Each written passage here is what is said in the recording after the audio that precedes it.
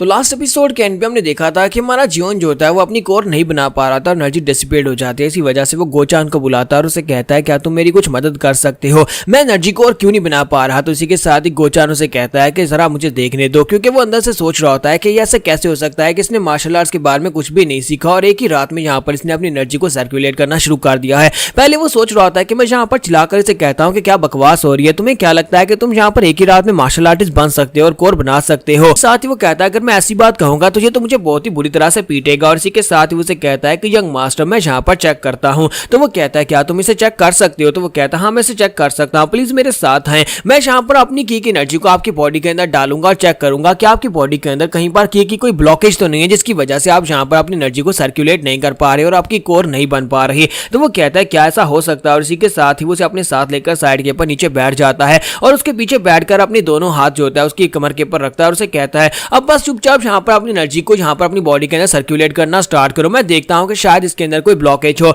और इसी के साथ ही वो अपनी एनर्जी को सर्कुलेट करना स्टार्ट करता है। जब वो एनर्जी को सर्कुलेट करना स्टार्ट करता है तो गोचान अपनी एनर्जी को उसकी बॉडी के अंदर भेजता है। जैसे वो यहाँ पर एनर्जी को उसकी बॉडी के अंदर भेजता है तो पता चलता है कि इसकी बॉडी के अंदर जितने मेरिडियन पॉइंट्स हैं वो सारे के सारे अनलॉक्ड हैं, कोई एक भी ब्लॉक नहीं है। और ऐसे लगता है जैसे ये बचपन से यहाँ पर मार्शल आर्ट्स की ट्रेनिंग कर रहा हो। तो गोचान भी इस बात से बहुत ज्यादा हैरान होता है क्योंकि हमारे जियोन को इसके बारे में पता ही नहीं था कि वो बचपन से यहाँ पर मार्शल आर्ट साथ साथ सीख रहा था, जिसकी वजह से उसकी मेरिडियंस पूरी तरह से ओपन होती हैं। तो वो कहता है ये तो वाकई में एक जीनियस है, अगर ये यहाँ पर ठीक तरह से ट्रेनिंग करे तो मुझे लगता है कि ये बहुत ही जल्दी गार्ड गेम से भी आगे निकल जाएगा। साथ ही वो कहता है कि लेकिन मसला कहाँ पर आ रहा है, ये सारी की सारी एनर्जी को एक जगह के ऊपर गैदर करके उसके साथ कोर क्यों नहीं बना पा रहा। लेकिन जैसे ही वहां पर उसके बैली एरिया के करीब पहुंचता है अपनी एनर्जी के साथ सेंस करता है, उसे पता चलता है कि वहां पर बहुत सारी डिमोनिक एनर्जी होती है। वो सारी की सारी ब्लैक की वहां पर उस जगह के ऊपर जमा होती है और जैसे ही वहां पर उस ब्लैक की को देखता है इसी के साथ उसे झटका लगता है और वो अपने हाथ पीछे की तरफ खींच लेता है और जल्दी से उठकर खड़ा हो जाता है। तो वो उसे कहता है कि क्या हुआ, क्या तुम्हें यहाँ पर कुछ पता चला। तो गोचान उसे कहता है कि क्या यंग मास्टर क्या आपको भी यहाँ पर कुछ फील हुआ। तो वो कहता है हाँ मुझे तो यहाँ पर हर बार फील होता है, लेकिन क्या तुम बताओ कि मैं यहाँ पर अपनी कोर क्यों नहीं बना पा रहा। तुम्हारा जियोन उसे कहता है कि तुम यहाँ पर अपनी कोर इसलिए नहीं बना पा रहे क्योंकि मुझे यहाँ पर तुम्हारी बॉडी के अंदर एक फॉरेन एनर्जी दिखाई दी, एक ब्लैक कलर की थी जो कि वहां पर कोर एरिया के करीब थी, जो कि तुम्हारी इस दूसरी की पावर को वहां पर गैदर नहीं होने दे रही, वहां पर उसे डिस्पर्स कर रही है। ये तो नहीं पता कि वो ब्लैक कलर की क्या थी, लेकिन वही है जो कि यहाँ पर तुम्हें कल्टीवेट करने नहीं दे रही। तो वो कहता है अच्छा तो ये वही कोल्ड एनर्जी है जो मैं पहले यहाँ पर सेंस कर रहा था, वो ब्लैक कलर की एनर्जी जो मैंने यहाँ पर गार्ड कैंप की बॉडी के अंदर से भी ऑब्जर्व की थी। अगर वो ब्लैक कलर की जो है वो मुझे यहाँ पर कोर बनाने नहीं देगी तो इसका मतलब यह कि मुझे गिव अप करना पड़ेगा, मैं एक मार्शल आर्टिस्ट नहीं बन सकता। और इसी के साथ ही गोचान वहां पर सोच रहा था। गोचान कहता है कि यहाँ पर तुम्हारी की पावर डिस्पर्स हो रही है तो मुझे लगता है कि शायद तुम्हें यहाँ पर रिवर्स टेक्निक को यूज करना चाहिए। अगर तुम यहाँ पर अपनी की पावर को रिवर्स तरीके से इसको अपनी बॉडी के अंदर कोर बनाने की कोशिश करो तो शायद ये काम कर जाए। तो ये बात सुनने के बाद हमारा जियोन जो होता है वहां पर उसे कहता है अभी तुमने यहाँ पर क्या कहा कि मुझे यहाँ पर इसका उल्टा करना चाहिए, क्या यहाँ पर जब ऐसा पॉसिबल है। तो गोचान कहता है कि मैं तो सिर्फ और सिर्फ अपने माइंड का एक आइडिया बोल रहा था, मुझे नहीं पता कि ये पॉसिबल है भी या नहीं,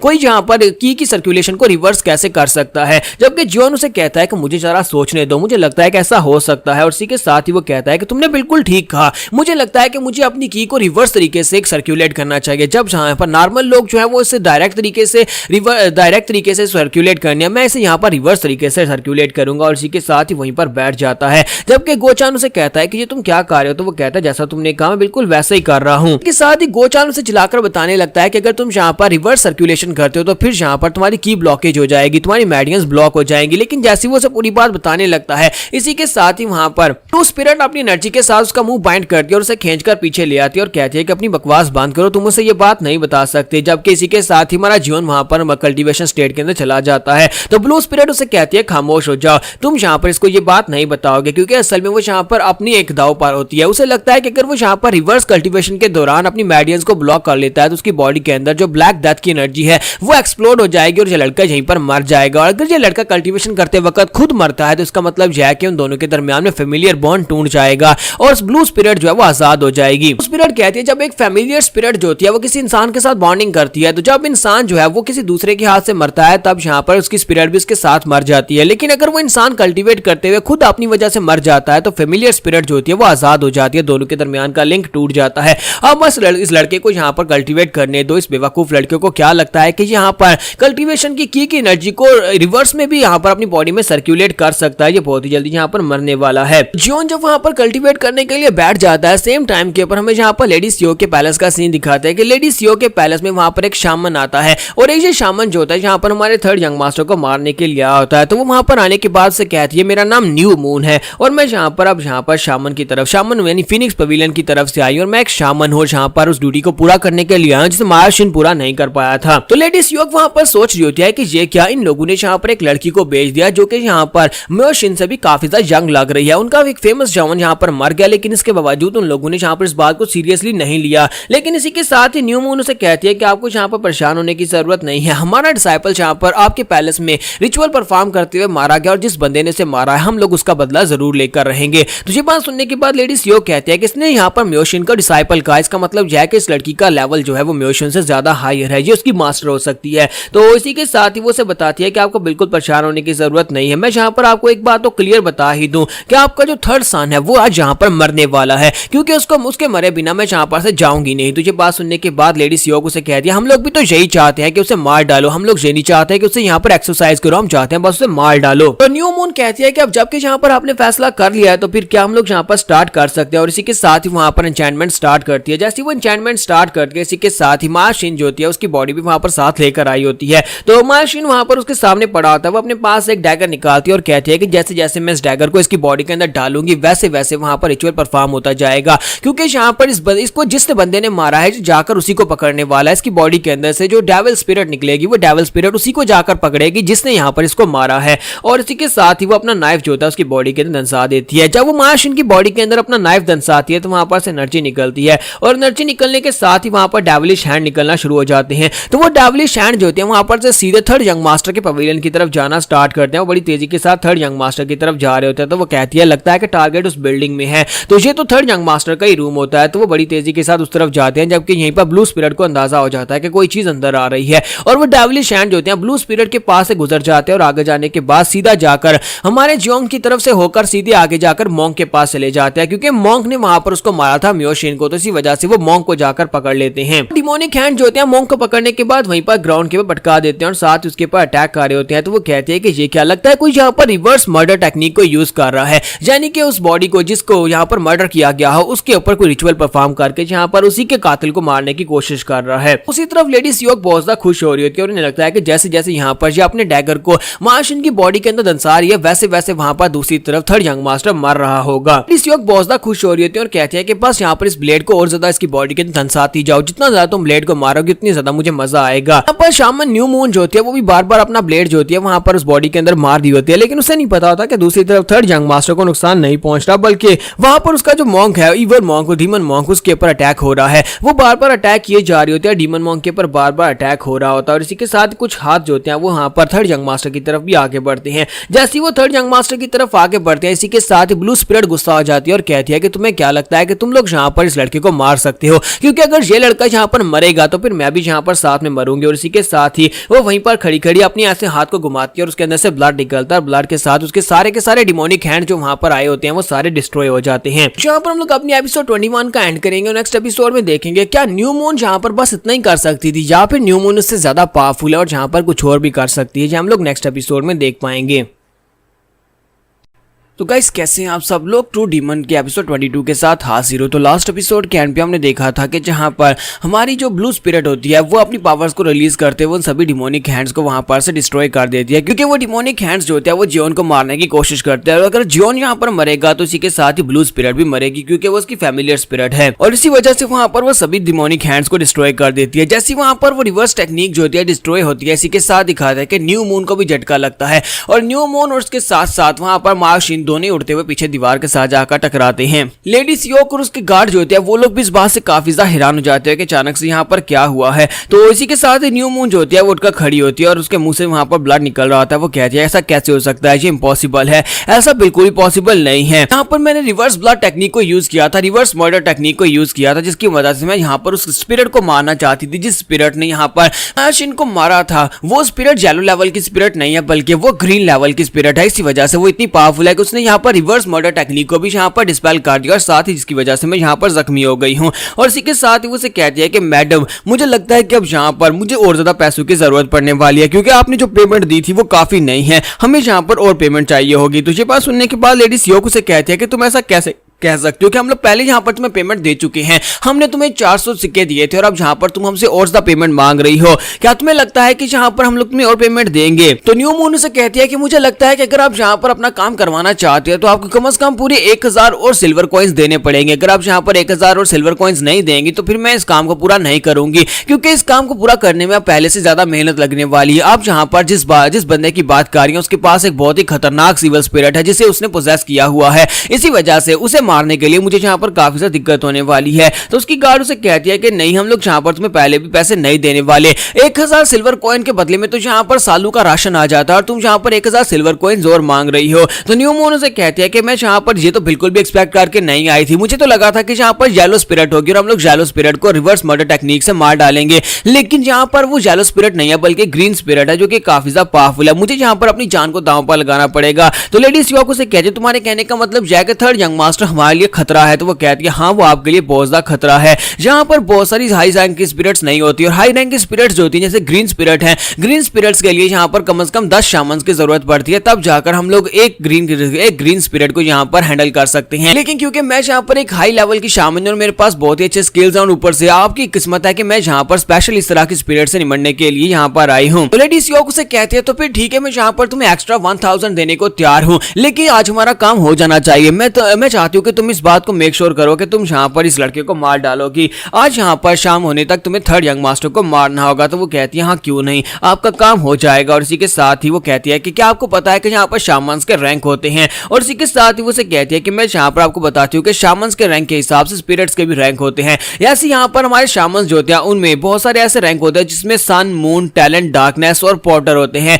अभी मायोशिन जो थे वो एक डिसाइपल थे, इसी वजह से वो पोर्टर रैंक के ऊपर थे और मेरे पास जो इस वक्त रैंक है वो टैलेंट का रैंक है, यानी कि मैं उससे 2 लेवल हायर हूँ। इसी वजह से मैं यहाँ पर बड़ी आसानी के साथ एक ग्रीन स्पिरिट को हैंडल कर सकती हूँ। इसी के साथ ही वहाँ पर न्यू मून जो होती है अपने पास एक स्पेशल क्रीचर को रिलीज करती है। तो वो एक बहुत ही स्पेशल स्पिरिचुअल क्रीचर होता है जो कि उसकी बॉडी के अंदर से वहाँ पर से निकलता है और वहाँ पर शेप लेने के बाद वो एक बहुत ही बड़ा सा पंछी बन जाता है। तो वो बड़ा पंछी जो होता है वो उसे अपने कंधे के ऊपर बिठाकर वहाँ पर से आगे की तरफ बढ़ती है और कहती है कि मैं यहाँ पर इस तरह की फेमिलियर स्पिरिट से बहुत ही अच्छे से निपट सकती हूँ। और उन्हें कहती है कि मैं आपको यहाँ पर इस बात की गारंटी देती हूँ कि आपका जो थर्ड सन है वो यहाँ पर बच नहीं पाएगा और उसकी स्पिरिट भी नहीं बच पाएगी। और इसी के साथ ही वहाँ पर से वो बाहर निकल आती है और बाहर निकलने के बाद अपनी स्पेशल टेक्निक को रिलीज करती है। और दूसरी तरफ रूम के अंदर का सीन दिखाते हैं जहाँ पर हमारा जियोन अभी बैठा कल्टीवेट कर रहा होता है और हमारी ब्लू स्पिरिट जो होती है वहाँ पर कहती है कि देखो तो जरा किसी ने यहाँ पर आकर मेरे प्लान को फ्लॉप कर दिया। मैं तो ये सोच रही थी कि यह लड़का यहाँ पर रिवर्स टेक्निक को यूज कर रहा है, अपनी कल्टीवेशन को रिवर्स पाथ के ऊपर चला रहा है, जिसकी वजह से रिवर्स की वजह से इसकी बॉडी बस्ट हो जाएगी और जब मर जाएगा।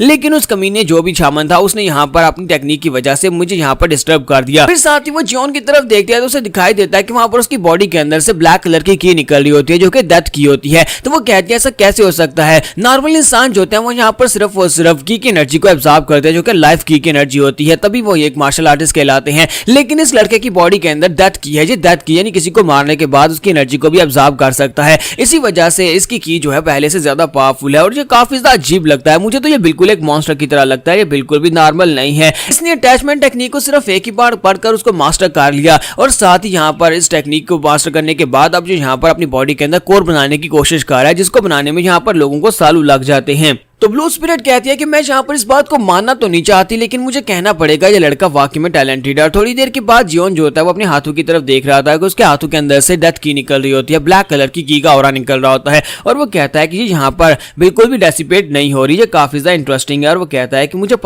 पता था जिस तरह से यहाँ पर गोचार ने बताया कि मुझे अपनी की को रिवर्स साइकिल में वहां पर चलाना होगा, इसी वजह से मैं यहाँ पर अपनी कोर बना पाऊंगा। तो ये वाकई में बिल्कुल वैसा ही था। मैंने अपनी सारी की को यहाँ पर डेथ की में चेंज कर दिया, जिसकी वजह से अब मेरी बॉडी के अंदर नहीं बल्कि डेथ की है। ब्लू स्पिरिट जो होती है वहां पर उसकी तरफ घूर घूर कर देख रही होती है। तो जियोन कहता है कि अब तुम्हें क्या हो गया? तो वो उसे कहती है कि मुझे एक बात तो बताओ, क्या तुम जिंदा हो? तुम्हारा जियोन कहता है ये कैसा सवाल है, क्या तुम्हें दिखाई नहीं देता कि मैं जिंदा हूं? तो वो उसे कहती है कि अच्छा ठीक है, मैं तो बस यहाँ पर इस बात को लेकर हैरान हो रही हूँ कि अगर तुम जिंदा हो तो फिर तुम यहाँ पर डेथ की को अपनी बॉडी में कैसे एब्जॉर्ब कर पा रहे हो, क्योंकि डेथ की तो मरने के बाद बॉडी के अंदर आती है और फिर तुम यहाँ पर जिंदा होकर ये सब कुछ कैसे कर सकते हो? तो वो कहता है कि मुझे सबके बारे में कैसे पता हो सकता है? वो कहती है हाँ तुम्हें इस बारे में पता हो भी नहीं सकता। और इसी के साथ ही वो उससे पूछता है ब्लू स्पिरिट यहाँ पर एक बात तो बताओ, ये कमरे की ये हालत कैसे हो गई? तो वो कहती है क्या तुम्हें सिर्फ और सिर्फ कमरे यहाँ पर दिखाई दे रहा है, क्या तुम्हें अपना इवल मॉन्क नहीं दिखाई दे रहा? उसकी हालत जरा चेक करो। और इसी के साथ ही वो गार्ड गोचान की तरफ देखता है और कहता है ये गार्ड गोचान को क्या हो गया, जो यहाँ पर क्यों बेहोश हो गया है? तो वो कहती है कि मुझे नहीं पता, ये सिर्फ ड्रामे कर रहा होगा।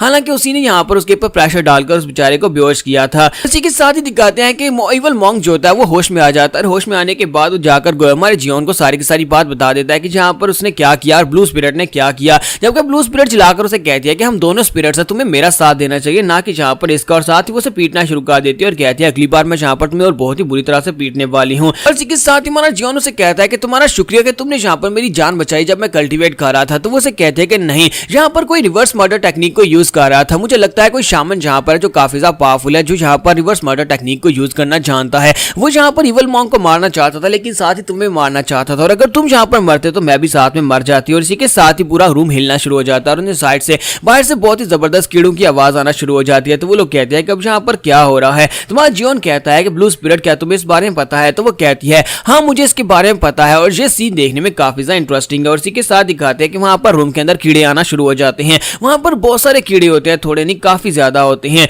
तो ये देखकर ब्लू स्पिरिट कहती है कि कौन बेवकूफ है जो यहाँ पर इस तरह की फैमिलियर स्पिरिट्स रखता है। इस तरह की फैमिलियर स्पिरिट्स रखना तो बिल्कुल भी अच्छा नहीं है। जियोन कहता है क्या ये है क्या? तो वो उसे कहती है स्पिरिट ऑफ माउंटेन्स है। स्पिरिट ऑफ माउंटेन्स के अंदर यहाँ पर शेल बीटल्स आते हैं, शेल्स जो होते हैं, इंसेक्ट्स आते हैं। शेल्ड इंसेक्ट्स जो होते हैं यहाँ पर बहुत ज्यादा खतरनाक होते हैं। ये उनकी स्पिरिट्स को यहाँ पर यूज किया जा रहा है। बहुत सारे कीड़े जो होते हैं वो रूम के अंदर घुसना शुरू हो जाते हैं ताकि उनके ऊपर आकर अटैक कर सके। और इसी के साथ हमें यहाँ पर बीस्ट के बारे में बताया जाता है। दो तरह के मॉन्स्टर्स होते हैं, एक मॉन्स्टर जो कि अर्थ के ऊपर रहते हैं उन्हें चैमे कहते हैं, और दूसरे मॉन्स्टर जो कि पानी के अंदर रहते हैं उन्हें मोरियो कहते हैं। तो इन दोनों को मिलाकर यहाँ पर चैमे मोरियो कहा जाता है। तो चैमे मोरियो जो होते हैं ये स्पेशल बीस्ट होते हैं जो कि यहाँ पर इंसानी दुनिया के अंदर डिजास्टर लेकर आते हैं और बहुत ज्यादा खतरनाक होती हैं। ये कुछ इविल स्पिरिट्स होती हैं जो कि यहाँ पर दूसरे बीस्ट को कंट्रोल कर सकते हैं और सभी के पास अपनी कुछ पावर्स होती हैं। इन चैमे मोरियो में से एक ऐसा भी होता है जिसे माउंटेन पियर्सिंग शेल्ड बीस्ट कहा जाता है। तो वो एक पंछी की तरह का होता है, एक पंछी की तरह का बीस्ट होता है, लेकिन उसकी स्पेशल पावर्स ये होती है कि वो जहाँ पर अपने आसपास के कीड़ों को कंट्रोल कर सकता है। वो बस एक स्क्रीच लगाएगा और आसपास के कीड़े जो हैं उसकी आवाज सुनने के बाद आ जाएंगे। तो जहाँ पर हम लोग अपनी एपिसोड 22 का एंड करेंगे और नेक्स्ट एपिसोड में देखेंगे कि अब आगे क्या होने वाला है। क्या ये छोटे छोटे कीड़े भी हमारे जियोन को हराने के लिए काफी हैं या नहीं? तो गाइस कैसे हैं आप सब लोग? ट्रू डीमन के एपिसोड 23 के साथ हाजिर हो। तो लास्ट एपिसोड के एंड पे हमने देखा था चैमे मोरियो के बारे में पता चलता है कि चैमे मोरियो जो होते हैं वो स्पेशल बीस्ट होते हैं जो कि यहाँ पर डिजास्टर लेकर आते हैं या फिर वो दूसरे मॉन्स्टर्स को कंट्रोल कर सकते हैं। इसी तरह यहाँ पर माउंटेन पियर्सिंग शेल्ड बीस्ट जो होता है वो एक पंछी होता है जिसे यहाँ पर न्यू मून कंट्रोल कर रही है। तो वो उसके बाजू के ऊपर बैठा होता है और उसके माथे के ऊपर एक आंख होती है जिसकी मदद से वो यहाँ पर बीस्ट को कंट्रोल कर सकता है। और बहुत सारे बीस्ट जो होते हैं आसपास से वहां पर इकट्ठे हो जाते हैं। वो सारे के सारे बीस्ट वहां पर हमारे जियोन की तरफ आते हैं ताकि उनके ऊपर अटैक कर सके। सभी बीस्ट वहां पर काफी ज्यादा पॉइजनस भी होते हैं और बहुत ज्यादा खतरनाक भी होते हैं। न्यू मून जो होती है वहां पर अपने पंछी को रिलीज करती है और कहती है कि सभी कीड़ों को यहाँ पर बुलाओ। और इसी के साथ वो लेडी सियोक से कहती है कि मुझे इस बात का बिल्कुल भी अफसोस नहीं है कि मेरा डिसाइपल मार्श यहाँ पर मारा गया, लेकिन मैं यहाँ पर इस बात को लेकर काफी ज्यादा उदास हूं कि मैं यहाँ पर एक फेमिलियर फेस को देख रही हूँ जो कि एक इवल स्पिरिट के हाथों से मारा गया। हालांकि हम सभी लोग यहाँ पर इवल स्पिरिट्स को ही कंट्रोल करते हैं, यहाँ स्पिरिट्स को मारने का काम करते हैं क्योंकि हम लोग शामन्स हैं। लेकिन अगर एक शामन इवल स्पिरिट्स के हाथों से मारा जाए तो फिर तो यहाँ पर जो बहुत ही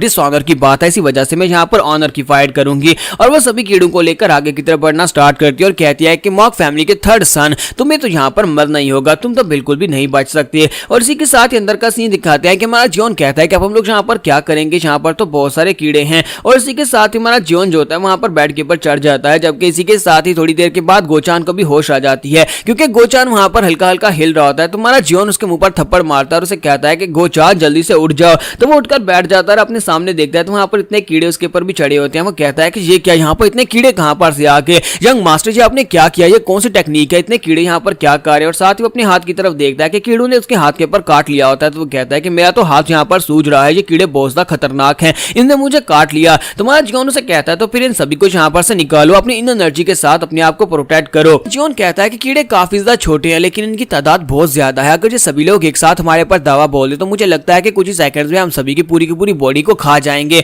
इसी वजह से हमें यहाँ पर इनसे बचना ही होगा। और ब्लू स्पिरिट उसे कहती है कि अब यहाँ पर तुम क्या करोगे, मुझे लगता है कि अब यहाँ पर तुम इन कीड़ों का खाना बन जाओगे। तुम्हारा जियोन उसे कहता है कि हाँ मुझे भी ऐसा ही लगता है। फिर साथ ही उसे कहता है कि ब्लू स्पिरिट क्या तुम मदद नहीं करोगी, तो वो उसे कहती है मैं यहाँ पर तुम्हारी मदद क्यों करूंगी, मेरे पास कोई वजह भी नहीं है तुम्हारी मदद करने के लिए। तुम्हारा जियोन उसे कहता है कि तुम ये मेरी फेमिलियर स्पिरिट हो और तुम्हें यहाँ पर मेरी मदद करनी ही होगी। अगर तुम हमेशा के लिए ऐसी रहोगी तो फिर तो यहाँ पर हम दोनों के आपस में कैसे बनेगी। तो वो उसे कहती है कि तो फिर यहाँ पर यही समझ लो कि अगर तुम यहाँ पर अपनी बॉडी मुझे दे देती हो तो फिर मैं तुम्हारी मदद करूंगी, लेकिन उसके बदले में तुम्हें यहाँ पर मुझे अपनी बॉडी देनी होगी। तो जियोन कहता है नहीं मेहरबानी, मैं यहाँ पर खुद ही अपनी मदद कर लूंगा, मैं यहाँ पर इस सिचुएशन से भी बाहर निकल जाऊंगा। तो वो कहती है अच्छा ठीक है, देखते हैं कि तुम इस सिचुएशन से कैसे निकलते हो। फिर साथ ही वो उसे कहती है क्यों ना हम लोग यहाँ पर एक शर्त लगा ले। तो जियोन कहता है कि हाँ बताओ क्या शर्त लगानी है। तो वो कहती है अगर तुम यहाँ पर इन सभी कीड़ों को हरा देते हो, सभी कीड़ों को हरा कर यहाँ पर जो शामन तुमसे फाइट करने के लिए आ रहा है उसको भी अकेले अपनी मदद से हरा देते हो मेरी मदद के बिना, तो फिर यहाँ पर तुम जो कहोगे मैं तुम्हारे ऑर्डर्स को फॉलो करूंगी, यानी कि मैं तुम्हारी ट्रूली एक फेमिलियर स्पिरिट बन जाऊंगी। लेकिन अगर तुम यहाँ पर इन कीड़ों को नहीं हरा पाते उस शामन से मरने वाले होते हो। जब तुम यहाँ पर एंड के ऊपर पहुंच जाओगे और तुम्हारी आखिरी सांसें बचेंगी उस वक्त मैं यहाँ पर तुम्हारी बॉडी के ऊपर कंट्रोल कर लूंगी और तुम्हारी बॉडी मेरी हो जाएगी। तो कैसा रहा, क्या हम दोनों में डील हुई। तो जियोन कहता है हाँ ठीक है हम दोनों में डील हुई। और इसी के साथ ही वो उसे कहती है कि अब जहाँ पर डील स्टार्ट हो चुकी है तुम्हें यहाँ पर इन कीड़ों से खुद ही निमटना होगा। तो जियोन कहता है लेकिन यहाँ पर इस बात को याद रखना कि तुम्हें यहाँ पर इस शर्त को पूरा करना ही होगा जो शर्त तुमने यहाँ पर लगाई है। और इसी के साथ ही वहां पर एक एक करके कीड़ों को पकड़ पकड़ कर मार रहा होता है, लेकिन कीड़े अभी बहुत ज्यादा होते हैं और वो बेड के ऊपर चढ़ रहे होते हैं। तो गोचान से कहता है कि यंग मास्टर यहाँ पर तो पहले से भी ज्यादा कीड़े हो गए, अब हम लोग क्या करेंगे। तो वो उसे कहता है कि गार्ड गोचान मुझे लगता है कि हमें यहाँ पर आग लगानी होगी, कुछ ऐसा ढूंढो जिससे हम लोग यहाँ पर आग लगा सके, कीड़े आग से डरते हैं। तो वो कहता है कि क्या आप यहाँ पर इस पूरी जगह को आग लगाना चाहते हैं। इसी के साथ उन्हें वहां पर सामने एक लैंटर्न दिखाई देती है। तो वो उसे कहता है कि यंग मास्टर वहां पर एक लैंटर्न पड़ी है, हम लोग उसको यूज कर सकते हैं। तो वो कहता है लेकिन वो तो काफी ज्यादा दूर है, वहां पर कौन जाएगा, फर्श के ऊपर तो बहुत सारे कीड़े हैं। तो इसी के साथ ही हमारा जियोन अपने हाथ को सामने की तरफ करता है और अपनी अट्रैक्शन आर्ट को यूज करते हुए उस लैंटर्न को वहां पर से अपनी तरफ खींचता है। तो वो उड़ती हुई सीधी उसके हाथ में चली जाती है। तो हमारे जो जियोन होता है उसकी जो पुलिंग आर्ट है वो काफी ज्यादा बेहतर हो चुकी है और वो स्लाइटरिंग लैंटर्न के ऊपर से ढक्कन हटाता है और उसी के साथ ही वहां पर से एक कंबल उठाता है और कहता है कि चलो जल्दी से इसको आग लगाओ। और वो दोनों वहां पर कंबलों को आग लगाना शुरू कर देते हैं। तो वहां पर आग लगाने के बाद वो लोग कहते हैं कि लेडी सियोक ने जहां पर किसी बहुत ही पावरफुल शामन को बुलाया है, लगता है कि वो वाकई में मुझे मरा हुआ देखना चाहती है, इसी वजह से इस बार उसने यहाँ पर किसी पावरफुल शामन को बुला लिया है। हमारा जियोन कहता है कि अगर मैंने यहाँ पर इस हाउस होल्ड के ऊपर आग लगा दी तो उसके बाद आसपास के लोग भी यहाँ पर आ जाएंगे और जब बाकी के सभी लोग यहाँ पर आकर देखेंगे कि मुझे किसी शामन ने मारने के लिए मेरे पर अटैक किया था तो वो सभी लोग भी समझ जाएंगे कि लेडी सियोक ने यहाँ पर शामन को बुलाया होगा मुझे मारने के लिए और मैं यहाँ पर एक तीर से दो शिकार करने वाला हूँ। और इसी के साथ ही यहाँ पर न्यू मून को भी दिखाता है कि न्यू मून वहां पर उनके करीब पहुंच जाती है, हालांकि वो अंदर नहीं होती लेकिन वो बाहर से सब कुछ देख पा रही होती है। इसी के साथ ही वो कीड़ों के साथ एक बड़ा सा टॉर्नेडो बनाती है और बड़ा सा टॉर्नेडो जो होता है वहां पर आग के ऊपर आकर अटैक करता है जिससे वो आग बुझ जाती है। तो इसी के साथ ही न्यू मून बाहर गैलरी की तरफ से अंदर की तरफ आ रही होती है और उनसे कहती है कि तुम्हें क्या लगता है कि तुम लोग यहाँ पर आग जलाकर मेरे कीड़ों को रिस्पेल कर सकते हो और तुम लोग यहाँ पर इस तरह की चालें चलोगे और मुझे दिखाई नहीं देगा। हालांकि मैं यहाँ पर तुम्हें डायरेक्टली नहीं देख सकती लेकिन मेरी ये आंख जो है ये सब कुछ देख सकती है, मैं हर एक चीज देख सकती हूँ, चाहे यहाँ पर बीच में एक दीवार ही क्यों ना हो लेकिन मैं इसके पार भी देख सकती हूँ क्योंकि उसके पास वो एक आंख होती है, वो स्पेशल होती है और वो दीवारों के पार भी उसकी मदद से देख सकती है और उसे पता होता है कि वो कौन से रूम में है। तो वो कहती है कि अब यहाँ पर मैं अंदर आने वाली हूँ और तुम्हारा खेल खत्म हो जाएगा। और इसी के साथ ही वहां पर वो सब कुछ देख रही होती है कि वहां पर जियोन सामने बैठा होता है। वो अपने माउंटेन पियर्सिंग शर्ट बीच से कहते हैं कि दीवार को तोड़ दो। इसी के साथ ही दीवार टूट जाती है। जैसे वहां पर दीवार टूटती है तो इसी के साथ ही न्यू मून अंदर आ जाती है। तो अंदर आने के बाद हमारा जियोन सबसे पहले से कहता है कि मुझे तुमसे मिलकर काफी अच्छा लगा, जबकि वो भी इस बात से काफी ज्यादा हैरान होती है। जब वहां पर अपनी राइट आंख की मदद से उसकी तरफ देखती है तो उसकी बॉडी के अंदर से दो स्ट्रिंग्स निकल रही होती हैं जिसकी वजह से वहां पर दो फेमिलियर स्पिरिट्स कंट्रोल होने वाली हैं। तो एक फेमिलियर स्पिरिट यानी कि इविल मॉन्क जो होता है उसके पीछे खड़ा होता है और उसके ऊपर अटैक कर देता है। तो वो उसे कहती है कि तुम्हें क्या लगता है कि तुम यहाँ पर अपनी इविल स्पिरिट की मदद से मेरे पर अटैक कर सकते हो। और इसी के साथ ही वो फिर से वहां पर स्विफ्ट डिक्री टेक्निक को यूज करती है जिससे बहुत सारे हैंड जो होते हैं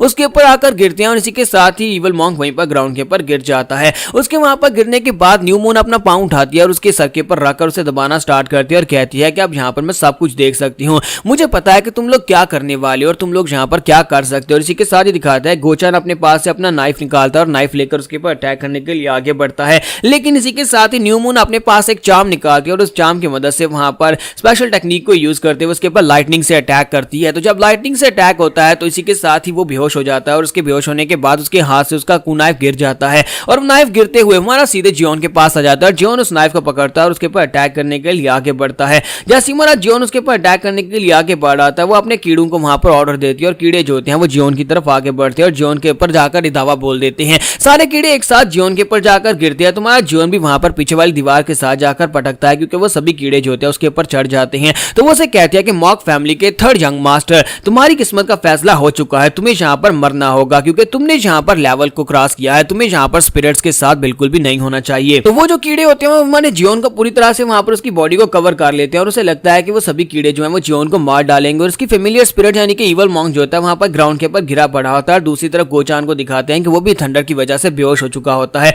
तो ये देखने के बाद वो कहती है कि मुझे लगता है कि मैंने यहाँ पर इसको हरा दिया, मुझे लगा था कि यहाँ पर एक ग्रीन स्पिरिट है लेकिन असल में तो यहाँ पर इसके पास एक जेलो स्पिरिट है, लेकिन जेलो स्पिरिट यहाँ पर सब कुछ कैसे कर सकती है। साथ ही वो कहती है कि अब जबकि ये लड़का इन कीड़ों के हाथों मर जाएगा, इस लड़के के मरने के साथ ही ये इवल स्पिरिट भी मर जाएगी जो इसकी फेमिलियर स्पिरिट है। तो वो अपने बीच से कहती है कि चलो यहाँ पर से चलती है और वो वहां पर से पीछे की तरफ मुड़ जाती है। कहती है कि यहाँ पर इतने कीड़े हैं कि वो यहाँ पर इसके सबूत भी मिटा देगी क्योंकि वो उसकी बॉडी तक यहाँ तक कि उसकी हड्डियां तक भी खा जाएंगे। तो जैसे वहां पर से वो जाने लगती है इसी के साथ ही वहीं पर फिर से रुक जाती है क्योंकि उसे वहां पर जबरदस्त प्रेजेंस महसूस होती है कि हमारा जियोन फिर से उठकर खड़ा हो जाता है। तो यहाँ पर हम लोग अपनी एपिसोड 23 का एंड करेंगे। नेक्स्ट एपिसोड में देखेंगे कि हमारा जियोन जहाँ पर इन सभी कीड़ों से कैसे निमटने वाला है।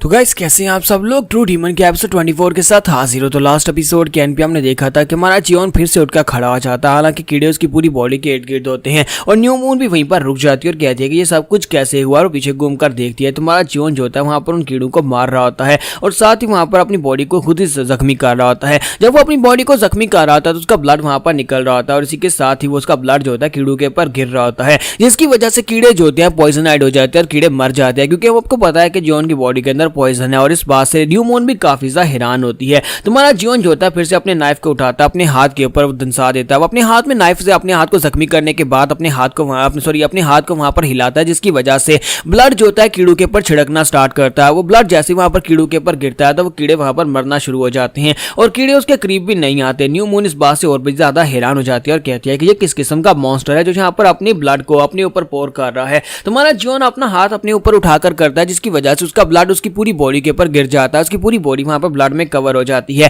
ताकि वो कीड़े जो है उसके करीब भी ना आए क्योंकि उसका ब्लड पॉइजनस होता है। तो न्यू मून कहती है ये तो वाकई में एक पागल इंसान है और इसी के साथ ही हमारा जियोन बड़ी तेजी के साथ आगे बढ़ता है और कहता है कि अब तुम्हारी बारी है। मैंने तो यहाँ पर अपने पॉइजन को यूज कर लिया इन कीड़ों को डिस्पेल करने के लिए, लेकिन तुम यहाँ पर मुझसे कैसे बचोगी। जियोन जैसे आगे बढ़कर उसके ऊपर अटैक करता है तो उसी के साथ ही वो शामन जो होती है वो साइड के ऊपर जंप करती है और नीचे की तरफ गिर जाती है। जब वो नीचे गिर जाती है तो उसका बीस जो होता है ऊपर उड़ रहा होता है। तो वो उसे कहते हैं कि माउंटेन पियर्सिंग शील्ड बेस, चलो जल्दी से इसके ऊपर अटैक करो। और इसी के साथ ही ऊपर से एक जबरदस्त रोल लगाता है, हमारे जियोन के ऊपर अटैक करता है। वो वहां पर कीड़ों को कंट्रोल कर सकता है, लेकिन जैसे वहां पर उन सभी को ऑर्डर देता है लेकिन कोई भी कीड़ा हमारे जियोन के करीब नहीं पहुंचता क्योंकि वो सभी लोग ब्लड की वजह से डर रहे होते हैं क्योंकि उसके ब्लड के अंदर पॉइजन होता है। तो शामन कहती है कि अब मैं यहाँ पर क्या करूंगी, अब मैं यहाँ पर बहुत ही बुरी सिचुएशन में फंस गई हूँ। इसने अपनी बॉडी को अपनी ब्लड से कवर कर लिया जिसकी वजह से कीड़े इसके करीब नहीं पहुंच रहे। लगता है कि मुझे यहाँ पर अपनी स्पिरिट पावर को यूज करना पड़ेगा और वो स्पिरिट पावर कमांडिंग मेथड को यूज करती है और कहती है कि अब मुझे यहाँ पर एक स्पेशल टेक्निक को यूज करना है। जैसे वो स्पेशल टेक्निक को यूज करने के बारे में सोच रही होती है, इसी के साथ हमारा जियोन दूसरी तरफ से अपनी पुलिंग टेक्निक को यूज करता है। वो अपनी पुलिंग टेक्निक को यूज करता है और रिचुअल ऑफ अटैचमेंट को यूज करते हुए वहां पर सामने की तरफ से कुछ चीज को खींचने की कोशिश करता है। तो वो क्या चीज खींच रहा होता है, वो उसके माउंटेन पियर्सिंग शील्ड बीस्ट को खींच रहा होता है और उसका बीस्ट जो होता है सीधा उसके हाथ के अंदर आ जाता है और हमारा जियोन उसकी गर्दन अपने हाथ में पकड़ लेता है। दूसरी तरफ दिखाता है कि न्यू मून अपनी टेक्निक को वहीं पर छोड़ देती है और वहीं पर शांत हो जाती है, जबकि हमारा जियोन उसे कहता है कि मुझे लगता है कि अब यहाँ पर थोड़ी सी शांति हुई है तो अब हम लोग यहाँ पर बात कर सकते हैं। और इसी के साथ ही शामन जो होती है भागती हुई उसकी तरफ आगे बढ़ती है और कहती है कि प्लीज यहाँ पर मेरे बैशाल बीस्ट को छोड़ दो, इसे जान से मत मारना। और इसी के साथ ही दिखाते हैं कि हमारा जियोन उसकी गर्दन दबाता है। जब उसकी गर्दन दबाता है तो दूसरी तरफ उससे भी वहां पर दर्द होता है क्योंकि दोनों जो है वो एक दूसरे के साथ फेमिलियर हैं। अगर स्पिरिट को नुकसान पहुंचेगा तो उसके मास्टर को भी नुकसान पहुंचेगा। तो इसी के साथ ही वहीं पर वो गिरने लगती है। तुम्हारा जियोन उसे कहता है कि ये क्या लगता है कि तुम्हारी फेमिलियर स्पिरिट है और जहां पर अगर यहाँ पर स्पिरिट को नुकसान पहुंचता है तो मास्टर को भी पेन होता है। लेकिन न्यू मून वहां पर सोच रही होती है कि ये लड़का यहाँ पर ये सब कुछ कैसे कर पा रहा है। माउंटेन पियर्सिंग शील्ड बीस्ट जो होता है जिसका शेल बहुत ज्यादा पावरफुल होता है, यहाँ पर सिर्फ और सिर्फ सिंपली अपनी मुट्ठी को बंद करके उसकी गर्दन नहीं दबा सकता। लेकिन जैसे ही वहां पर अपनी आंख को यूज करते हुए सामने की तरफ देखते उसे दिखाई देता है कि हमारा जियोन जो होता है वहां पर उसकी एनर्जी को एब्जॉर्ब कर रहा था। उसके अंदर जो डिमोनिक एनर्जी होती है वो जियोन की बॉडी के अंदर अपने आप एब्जॉर्ब हो रही होती है और इस बात से न्यू मून बहुत ज्यादा हैरान होती है और कहती है ऐसा कैसे हो सकता है, ये एक डिमोनिक बेस की डिमोनिक की को कैसे एब्जॉर्ब कर पा रहा है, ये तो बहुत ज्यादा मिस्टीरियस है। तो वो उसे कहती है कि ये तुम कैसे कर पा रहे हो, ये बिल्कुल भी पॉसिबल नहीं है। और साथ ही वो जब उसकी तरफ घूरकर देखते हैं उसे पता चलता है कि इसकी बॉडी के अंदर से तो बहुत सारी डेथ की एनर्जी निकल रही है, ऐसी एनर्जी जो कि सिर्फ और सिर्फ डेड स्पिरिट्स की बॉडी के अंदर से निकल सकती है। तो वो इस बात से और भी ज्यादा हैरान हो जाती है और कहती है लगता है कि मैं यहाँ पर बहुत ही बुरी सिचुएशन में फंस गई हूँ। और दूसरी तरफ हमारा जियोन काफी ज्यादा खुश हो रहा होता है क्योंकि उसकी बॉडी के अंदर डिमोनिक एनर्जी जा रही होती है। जियोन कहता है कि मैंने यहाँ पर किसी डिमोनिक बीस्ट को अपने हाथ में पकड़ा है, लेकिन इसकी डिमोनिक एनर्जी मुझे बहुत ज्यादा अच्छी लग रही है, मुझे बहुत ज्यादा मजा आ रहा है। और इस बीस्ट के अंदर तो डिमोनिक एनर्जी है भी बहुत ज्यादा। अगर मैंने सारी डिमोनिक एनर्जी को एब्जॉर्ब कर लिया तो फिर मैं अपनी यहाँ पर अपनी बॉडी के अंदर कोर बना पाऊंगा,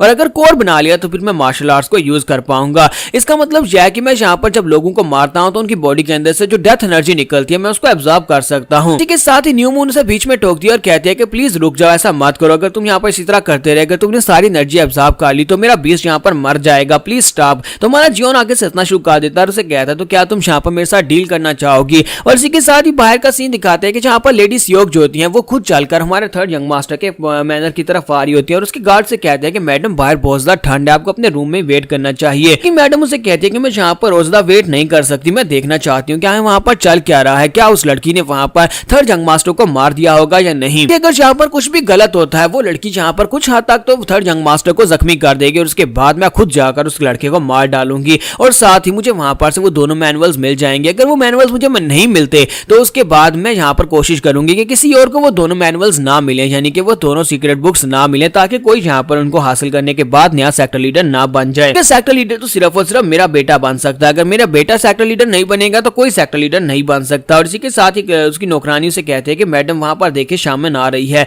और न्यू मून जो होती है वहां पर थर्ड यंग मास्टर के पैलेस से निकल कर आ रही होती है। तो जैसे वहां पर उनके सामने आकर खड़ी होती है वो लोग बहुत ज्यादा खुश हो जाते हैं, उन्हें लगता है कि शायद जहां पर हम लोग सक्सेसफुल रहे, इसने थर्ड यंग मास्टर को मार दिया है। तो ये बात सुनने के बाद ही वो लोग उसके नौकर जो होते हैं वहां पर उसे कहते हैं कि आपको बहुत ज्यादा बधाई हो, आपका बेटा यहाँ पर नया सक्सेसर बनने वाला है क्योंकि थर्ड यंग मास्टर मर चुका है, आपके रास्ते की सबसे बड़ी रुकावट हट गई है। लेडी सियोक भी वहां पर काफी ज्यादा खुश हो रही होती है और कहती है कि हाँ मुझे भी लगता है कि यहाँ पर काफी ज्यादा खुशी का दिन है। लेकिन इसी के साथ ही शामन जो होती है न्यू मून उसके सामने आकर खड़ी होती है और आकर चुपचाप खड़ी हो जाती है। तो वो कहती है कि ये क्या यहाँ पर आकर चुपचाप खड़ी क्यों हो गई, और साथ ही उसे कहती है न्यू मून क्या हुआ, तुम यहाँ पर हमें क्या बताने वाली हो, चलो जल्दी से बताओ कि तुमने थर्ड यंग मास्टर को मार दिया। और इसी के साथ ही न्यू मून वहां पर जोर से चिल्लाकर कहती है प्लीज मैडम मुझे माफ करिएगा, मैं यहाँ पर फिनिक्स पवेलियन की तरफ से आपसे माफी चाहती हूँ कि फिनिक्स पवेलियन आपके इस मिशन को पूरा नहीं कर सकती। आपने यहाँ पर थर्ड यंग मास्टर को मारने की हमें सुपारी दी थी, लेकिन हम लोग आपके इस मिशन को पूरा नहीं कर सकते। और वो चिल्लाकर कह रही होती है ताकि आसपास के लोग जो हैं वो इसकी बात को सुन सकें। और ये बात सुनने के बाद मैडम सियोक और उसके साथी भी बहुत ज्यादा हैरान होते हैं कि ये इस तरह से शोर क्यों मचा रही है। इसी के साथ ही न्यू मून हमें बताती है कि उस दोनों में क्या डील हुई थी। तुम्हारे जॉन ने उसके साथ एक डील की थी। जॉन ने उसे कहा था कि अगर तुम यहाँ पर इस पंछी को बचाना चाहते हो तो तुम्हें यहाँ पर मेरे साथ एक डील करनी होगी, तुम्हें बाहर जाकर लेडी सियोक को एक्सपोज करना होगा, तुम्हें चिल्लाकर सभी के सामने ये बात कहनी होगी कि उसने यहाँ पर मुझे मारने के लिए तुम्हें पैसे दिए थे, जिसकी वजह से लेडी सियोक के ऊपर इल्जाम आएगा कि उसने थर्ड यंग मास्टर को मारने की कोशिश की है। सुनने के बाद उसे कहती है लेकिन अगर ऐसा हुआ तो फिर तो यहाँ पर तुम्हारी फिनिक्स पवेलियन और साथ में लेडी सियोक इन दोनों में आपस में दुश्मनी हो जाएगी। और सिर्फ इतना ही नहीं है बल्कि यहाँ पर फिनिक्स पवेलियन के लोग मेरे भी खिलाफ हो जाएंगे क्योंकि मैंने यहाँ पर गद्दारी की है। हम लोग अपने मिशन को पूरा करते हैं क्योंकि हमने यहाँ पर पैसे लिए थे तो मिशन को पूरा करना था, लेकिन अगर मैं यहाँ पर इस मिशन को आधे में छोड़ देती हूँ तो इसका मतलब यह है कि मैं यहाँ पर गद्दार हूँ और फिनिक्स पवेलियन के लोग मुझे भी नहीं छोड़ेंगे। तुम्हारा जियोन उसे कहता है कि मुझे इस बात से फर्क नहीं पड़ता, अगर तुम अपने पंछी को बचाना चाहती हो तो फिर तुम्हें यहाँ पर जो करना ही होगा। अगर तुम चाहती हो तुम्हारा माउंटेन पियर्सिंग बीस्ट तुम्हें वापस मिल जाए तो तुम्हें ये करना ही है। और इसी के साथ ही हमारी जो न्यू मून होती है वो फिर से चिल्लाकर कह दिया कि लेडी प्लीज हमें माफ कर दीजिएगा, हम लोग फिनिक्स पवेलियन के लोग यहाँ पर आपके मिशन को पूरा नहीं कर सकते, हम आपके पैसे आपको वापस कर देंगे। हमें ये कहा था कि यंग मास्टर की बॉडी के ऊपर किसी इवल स्पिरिट ने कब्जा कर लिया, इसी वजह से आप चाहती हैं कि हम उसे मार डालें, लेकिन वहां पर जाने के बाद मुझे पता चला कि थर्ड यंग मास्टर की बॉडी के ऊपर किसी इवल स्पिरिट ने कब्जा नहीं किया, आप बस ऐसे ही उसे अपने रास्ते से हटाने के लिए उसे मरवाना चाहती हैं, इसी वजह से प्लीज माफ करिएगा, हम लोग आपकी रिक्वेस्ट को यहाँ पर से रिमूव करते हैं। और जैसे वो चिल्लाकर ये वाली बात करती है तो वहां पर आसपास की लाइटें जलना शुरू हो जाती हैं। सभी लोग जो होते हैं वो उठ जाते हैं और कहते हैं कि ये बाहर कौन चिल्लाकर कह रहा है, लगता है कोई फर्स्ट लेडी से ये कह रहा है कि फर्स्ट लेडी ने थर्ड यंग मास्टर को मरवाने के लिए किसी शामन को बुलाया है। तो सभी लोग कहते हैं कि आउटर हाल मास्टर जल्दी से यहाँ पर आए, सोल्जर्स को बुलाएं, लेडी सियोक को पकड़ना होगा, कहीं वो थर्ड यंग मास्टर को मरवा ना दे। इसके साथ ही लेडी सियोक बेचारी जो होती है वो बहुत ही बुरी फंस जाती है, उसकी हालत खराब हो जाती है और कहती है कि थर्ड यंग मास्टर तुम्हारी हिम्मत कैसे हुई यहाँ पर मुझे इतनी बुरी सिचुएशन में फंसाने की, मैं तुम्हें बिल्कुल भी नहीं छोड़ूंगी। और यहाँ पर हम लोग अपनी एपिसोड 24 का एंड करेंगे और नेक्स्ट एपिसोड में देखेंगे कि अब आगे क्या होने वाला है। एपिसोड की एक्सप्लेनेशन अच्छी लगी हो तो वीडियो को लाइक करना मत भूलिएगा। Thank you. तो गाइस कैसे हैं आप सब लोग। ट्रू डीमन के एपिसोड 25 के साथ हाजिर हो। तो लास्ट एपिसोड के एंड पे हमने देखा था कि लेडी सियोक बहुत ही बुरी तरह से फंस चुकी हैं, क्योंकि इस वक्त आउटर हाल के लोग उसे पकड़ने के लिए आ रहे हैं। तो वो लोग जो होते हैं वो आकर उसे पकड़ लेते हैं और कहते हैं कि लेडी सियोक कहाँ पर है। तो इसी के साथ न्यू मून को दिखाता है कि वो बड़े आराम से वहां पर से खिसक जाती है और जाकर हमारे जियोन से कहती है कि तुम्हारा काम हो गया। तुम्हारा जियोन कहता है कि तुमने बहुत ही अच्छा काम किया और साथ ही वो उसे कहता है कि ये लो अब तुम्हारा पंछी तुम्हें वापस मिल जाएगा। और साथ ही वो सोच रही होती है कि मैंने जैसा सोचा भी नहीं था कि ये चीजें इस तरह से खराब हो जाएंगी। पहले तो यहाँ पर अब पूरी की पूरी मार्क फैमिली मेरे खिलाफ हो गई और दूसरी तरफ से फिनिक्स पवेलियन के लोग भी मेरे खिलाफ हो जाएंगे, क्योंकि मैंने यहाँ पर अपने बीस्ट को बचाने के लिए फिनिक्स पवेलियन को धोखा दिया है। वो सभी लोग यहाँ पर मुझे मारने के लिए जरूर आएंगे। इसका मतलब यह है कि मैं यहाँ पर बहुत ही बुरी सिचुएशन में फंस चुकी हूँ। मैं इससे बहुत ही आसानी के साथ बिल्कुल भी नहीं निकल पाऊंगी। मुझे यहाँ पर अपने बीस्ट को लेना चाहिए और यहाँ पर से कहीं दूर चले जाना चाहिए ताकि मैं यहाँ पर से जा सकूँ। तो वो उसे कह दिया कि चलो आप जल्दी से मेरे बीस्ट को मुझे वापस कर दो। तुम्हारा जीवन उसे कहता है हाँ क्यों नहीं, इससे पहले कि मैं तुम्हें ये वापस दूं मैं यहाँ पर तुमसे कुछ कहना चाहता हूँ। तो हमारा जीवन वहां पर उसे क्या कहता है, जीवन उसे कहता है कि मुझे यहाँ पर तुम चैमे मोरियो के बारे में बताओ। तो वो उसे कहती है क्या तुम यहाँ पर सिर्फ चैमे मोरियो के बारे में जानना चाहते हो। तो वो कहता है हाँ मैं यहाँ पर इनके बारे में जानना चाहता हूँ, क्योंकि मेरे पास यहाँ पर डिमोनिक मॉन्क है और इसके अलावा तुम यहाँ पर बर्ड हेड को कंट्रोल कर सकती हो। तो मैं यहाँ पर इसी तरह के बीस्ट के बारे में जानना चाहता हूँ। अगर मेरे पास भी यहाँ पर इस तरह का कोई बीस्ट हो तो काफी ज्यादा इंटरेस्टिंग रहेगा। तो साथ ही वो सोच रही होती है कि इसके पास यहाँ पर एक स्पिरिट नहीं है बल्कि इसके पास दो स्पिरिट है। वो अपनी आंख की मदद से वहां पर देखती है, दूसरी स्पिरिट को वो देख नहीं पा रही होती क्योंकि उसका पावर लेवल ज्यादा होता है। तो वो कहती है कि इसके पास यहाँ पर दो स्ट्रिंग निकल रही हैं। एक स्ट्रिंग तो यहाँ पर इस डिमोनिक मॉन्क के साथ जुड़ रही है और दूसरी स्ट्रिंग पता नहीं कहां पर जाकर जुड़ रही है जिसे मैं देख भी नहीं पा रही। इसका मतलब यह है कि ये बहुत ज्यादा पावरफुल है। जबकि हमारा जीवन उसके जो पंछी होता है उसकी गर्दन मोड़ता है और उसे कहता है कि मुझे लगा था तुम मुझे यहाँ पर बताने वाली हो, लेकिन तुम यहाँ पर खड़ी खड़ी किसका इंतजार कर रही हो, चलो जल्दी से बताना स्टार्ट करो। तो वो कहती है अच्छा ठीक है मैं तुम्हें बताना स्टार्ट करती हूँ। और इसी के साथ ही उसे बताती है कि यहाँ पर चैमे मोरियो के 6 लेवल्स होते हैं। सबसे पहला लेवल जो होता है वो ओमनियस लेवल होता है, फिर उसके बाद स्ट्रेंज बीस्ट आते हैं, मिथिकल बीस्ट आते हैं, डिमोनिक बीस्ट आते हैं, सैक्रेड बीस्ट आते हैं, डिवाइन बीस्ट आते हैं। तो जहां पर ओमनियस बीस्ट जो होते हैं वो सबसे ज्यादा स्मॉल लेवल के होते हैं और ये छोटे मोटे डिजास्टर्स फैला सकते हैं,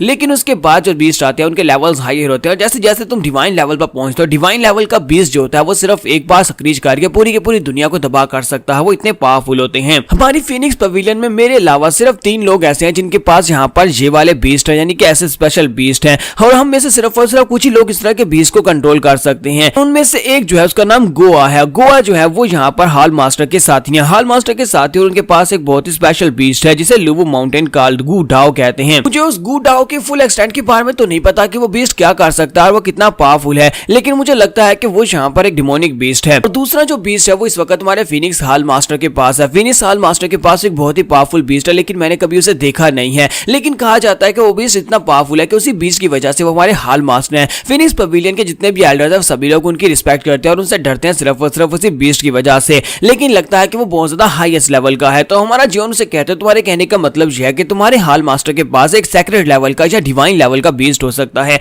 तो वो कहती है नहीं नहीं ऐसा नहीं हो सकता, क्योंकि सेक्रेट लेवल और डिवाइन लेवल्स ये सिर्फ और सिर्फ लेजेंड्स में है, यानी कि इसकी सिर्फ और सिर्फ कहानियां सुनी गई हैं। हमने कभी यहाँ पर अपनी जिंदगी में इस तरह के बीस्ट नहीं देखे और ये बहुत ज्यादा मुश्किल से मिलते हैं। मुझे लगता है कि हमारे हाल मास्टर के पास या तो एक डिमोनिक लेवल का बीस्ट हो सकता है या फिर मिथिकल लेवल का बीस्ट हो सकता है, जो कि यहाँ पर नॉर्मल लेवल से काफी ज्यादा हायर है। और साथ ही अपने पास वो एक बुक निकालती है और कहती है ये एक बहुत ही स्पेशल बुक है जिसे मैंने खुद लिखा है, तो तुम यहाँ पर मिस्टिकल बीस्ट के बारे में इस बुक को पढ़ सकते हो, इससे तुम्हें काफी ज्यादा हेल्प मिलेगी। तो वो उस बुक को ओपन करता है और वहां पर उसके अंदर सब कुछ लिखा होता है। वहां पर फिनिक्स हाल के अंदर कितने शामन्स हैं और शामन्स के पास कौन कौन से बीस्ट हैं वो सब कुछ उसके अंदर लिखा होता है। जीवन वहां पर सोच रहा था कि अगर मेरे पास भी यहाँ पर एक अपना चैमे मोरियो होगा तो फिर ये बहुत ज्यादा इंटरेस्टिंग होगा, क्योंकि मैं यहाँ पर चैमे मोरियो को यूज करके अपने एनिमी को बड़ी आसानी से हरा सकता हूँ। तो वो उसे कहती है तुमने बहुत ही अच्छा काम किया और साथ ही वो उसके पास उसके बीस्ट वापस दे देता है और कहता है लीजिए लीजिए तुम्हारा माउंटेन पियर्सिंग शाइल्ड बीस्ट में वापस देता हूँ। और वो उसे कहती है कि तुम्हारा शुक्रिया और इसी के साथ ही वो वहां पर से चली जाती है। उसके वहां पर चले जाने के बाद वो काफी ज्यादा गुस्से होती है और कहती है कि ये सब कुछ इसकी वजह से हुआ है, इसने मुझे यहाँ पर इतना ज्यादा शर्मिंदा कर दिया, लेकिन मैं यहाँ पर से बिल्कुल भी नहीं छोड़ूंगी, मैं बदला जरूर लूंगी। और दूसरी तरफ लेडी सियोक को आउटर हाल मास्टर के जो लोग होते हैं वो पकड़कर ले जाते हैं, उसे बंदी बना लेते हैं क्योंकि उसने यहाँ पर यंग मास्टर को मारने की कोशिश की है। और तुम्हारा जीवन वहां पर काफी ज्यादा खुश हो रहा था और कहता है कि ये बहुत ही कमाल की बात है। और इसी के साथ ही वो वो कहता है कि आज का दिन बहुत ज्यादा लकी है, मैंने लेडी सीओ को भी यहाँ पर पकड़वा दिया और उसके साथ साथ उसकी बॉडी के अंदर उसकी कोर भी शेप ले रही होती है। तो वो कहता है कि उस बीस्ट के अंदर से जितनी डिमोनिक एनर्जी को मैंने अब्सॉर्ब किया था उसकी मदद से मैं अपनी बॉडी में अपनी कोर बना सकता हूँ, और अगर मैं यहाँ पर अपनी कोर बना पाऊंगा तो उसके बाद मैं अभी मार्शल आर्ट्स को यूज कर पाऊंगा। और उसके बाद तो यहाँ पर वो इतनी बात करता है तो उसी के साथ ही गोचान उसे कहता है क्या तुम वाकई में इसे जिंदा छोड़ रहे हो? तो हमारा जोन उसे कहता है क्या क्या मतलब है तुम्हारे कहने का? तो वो उसे कहता है कि ये एक शामन है और मुझे लगता है कि अगर एक शामन तुम्हारे खिलाफ ग्रज रखेगा तो कल कुछ वापस आ सकती है बदला लेने के लिए, तुम्हारी कमजोर सिचुएशन में तुम्हारे पर अटैक कर सकती है। तो वह जोन उसे कहता है कि हाँ मुझे लगता है कि यहाँ पर इसको मारना ही पड़ेगा। और इसी के साथ ही वो कहता है ब्लू स्पिरिट अब यहाँ पर तुम्हारी बारी है अपने वादे को पूरा करने की, तुमसे कहा था ना कि हम दोनों की शर्त जो है वो पूरी होगी, तो तुम यहाँ पर आप अपने वादे को पूरा करो। तो वो कहती है अच्छा ठीक है मैं अपने वादे को पूरा करूंगी। जबकि इसी के साथ ही गोचान वहां पर उसकी बातें सुन रहा था और कहता है कि ये किससे बात कर रहा है, यहाँ पर इसके अलावा तो कोई है ही नहीं, ये किससे कह रहा है कि अपना वादा पूरा करो। और इसी के साथ ही पीछे से बहुत ही डार्कनेस की एनर्जी निकलना स्टार्ट होती है और उसे कहती है कि ठीक है मैं अपना वादा पूरा करूंगी। तो यहीं पर दिखाता है कि न्यू मून जो होती है वो जंगल में चलती हुई जा रही होती है और सोच रही होती है कि अब मैं यहाँ पर क्या करूंगी, फिनिक्स पवेलियन के लोग तो मुझे बिल्कुल भी नहीं छोड़ने वाले, मैं वापस भी नहीं जा सकती। ये सब कुछ मॉक यंगमून की वजह से हुआ है, यानी मॉक फैमिली के थर्ड यंग मास्टर की वजह से हुआ है। फिलहाल के लिए तो मैं यहाँ पर से जा रही हूँ, लेकिन मैं सबका बदला लेकर आऊंगी, मैं जल्दी वापस आऊंगी और उसके बाद मैं तुमसे बदला लूंगी। लेकिन इसी के साथ उसे झटका लगता है, वो जल्दी से जंप करते हुए पीछे की तरफ फटती है और कहती है कि अभी भी यहाँ पर क्या हुआ। फिर साथ ही वो अपनी आंख को यूज करते हुए वहां पर देखती है और कहती है कि ये क्या किसी ने यहाँ पर रिवर्स ब्लड की टेक्निक को यूज किया है, लेकिन कोई रिवर्स मर्डर की टेक्निक को यहाँ पर कैसे यूज कर सकता है। और इसी के साथ उसकी आंखों से वहां पर ब्लड बहना शुरू हो जाता है। तो वो कहती है मुझे यहाँ पर यकीन नहीं हो रहा इस दुनिया में इतनी पावरफुल और ओमनियस इवल स्पिरिट कैसे हो सकती है, क्योंकि इसी के साथ ही हमारी जो ब्लू स्पिरिट होती है पीछे से निकलती है, अपने हाथ उसके कानों के ऊपर रखती है और उसे कहती है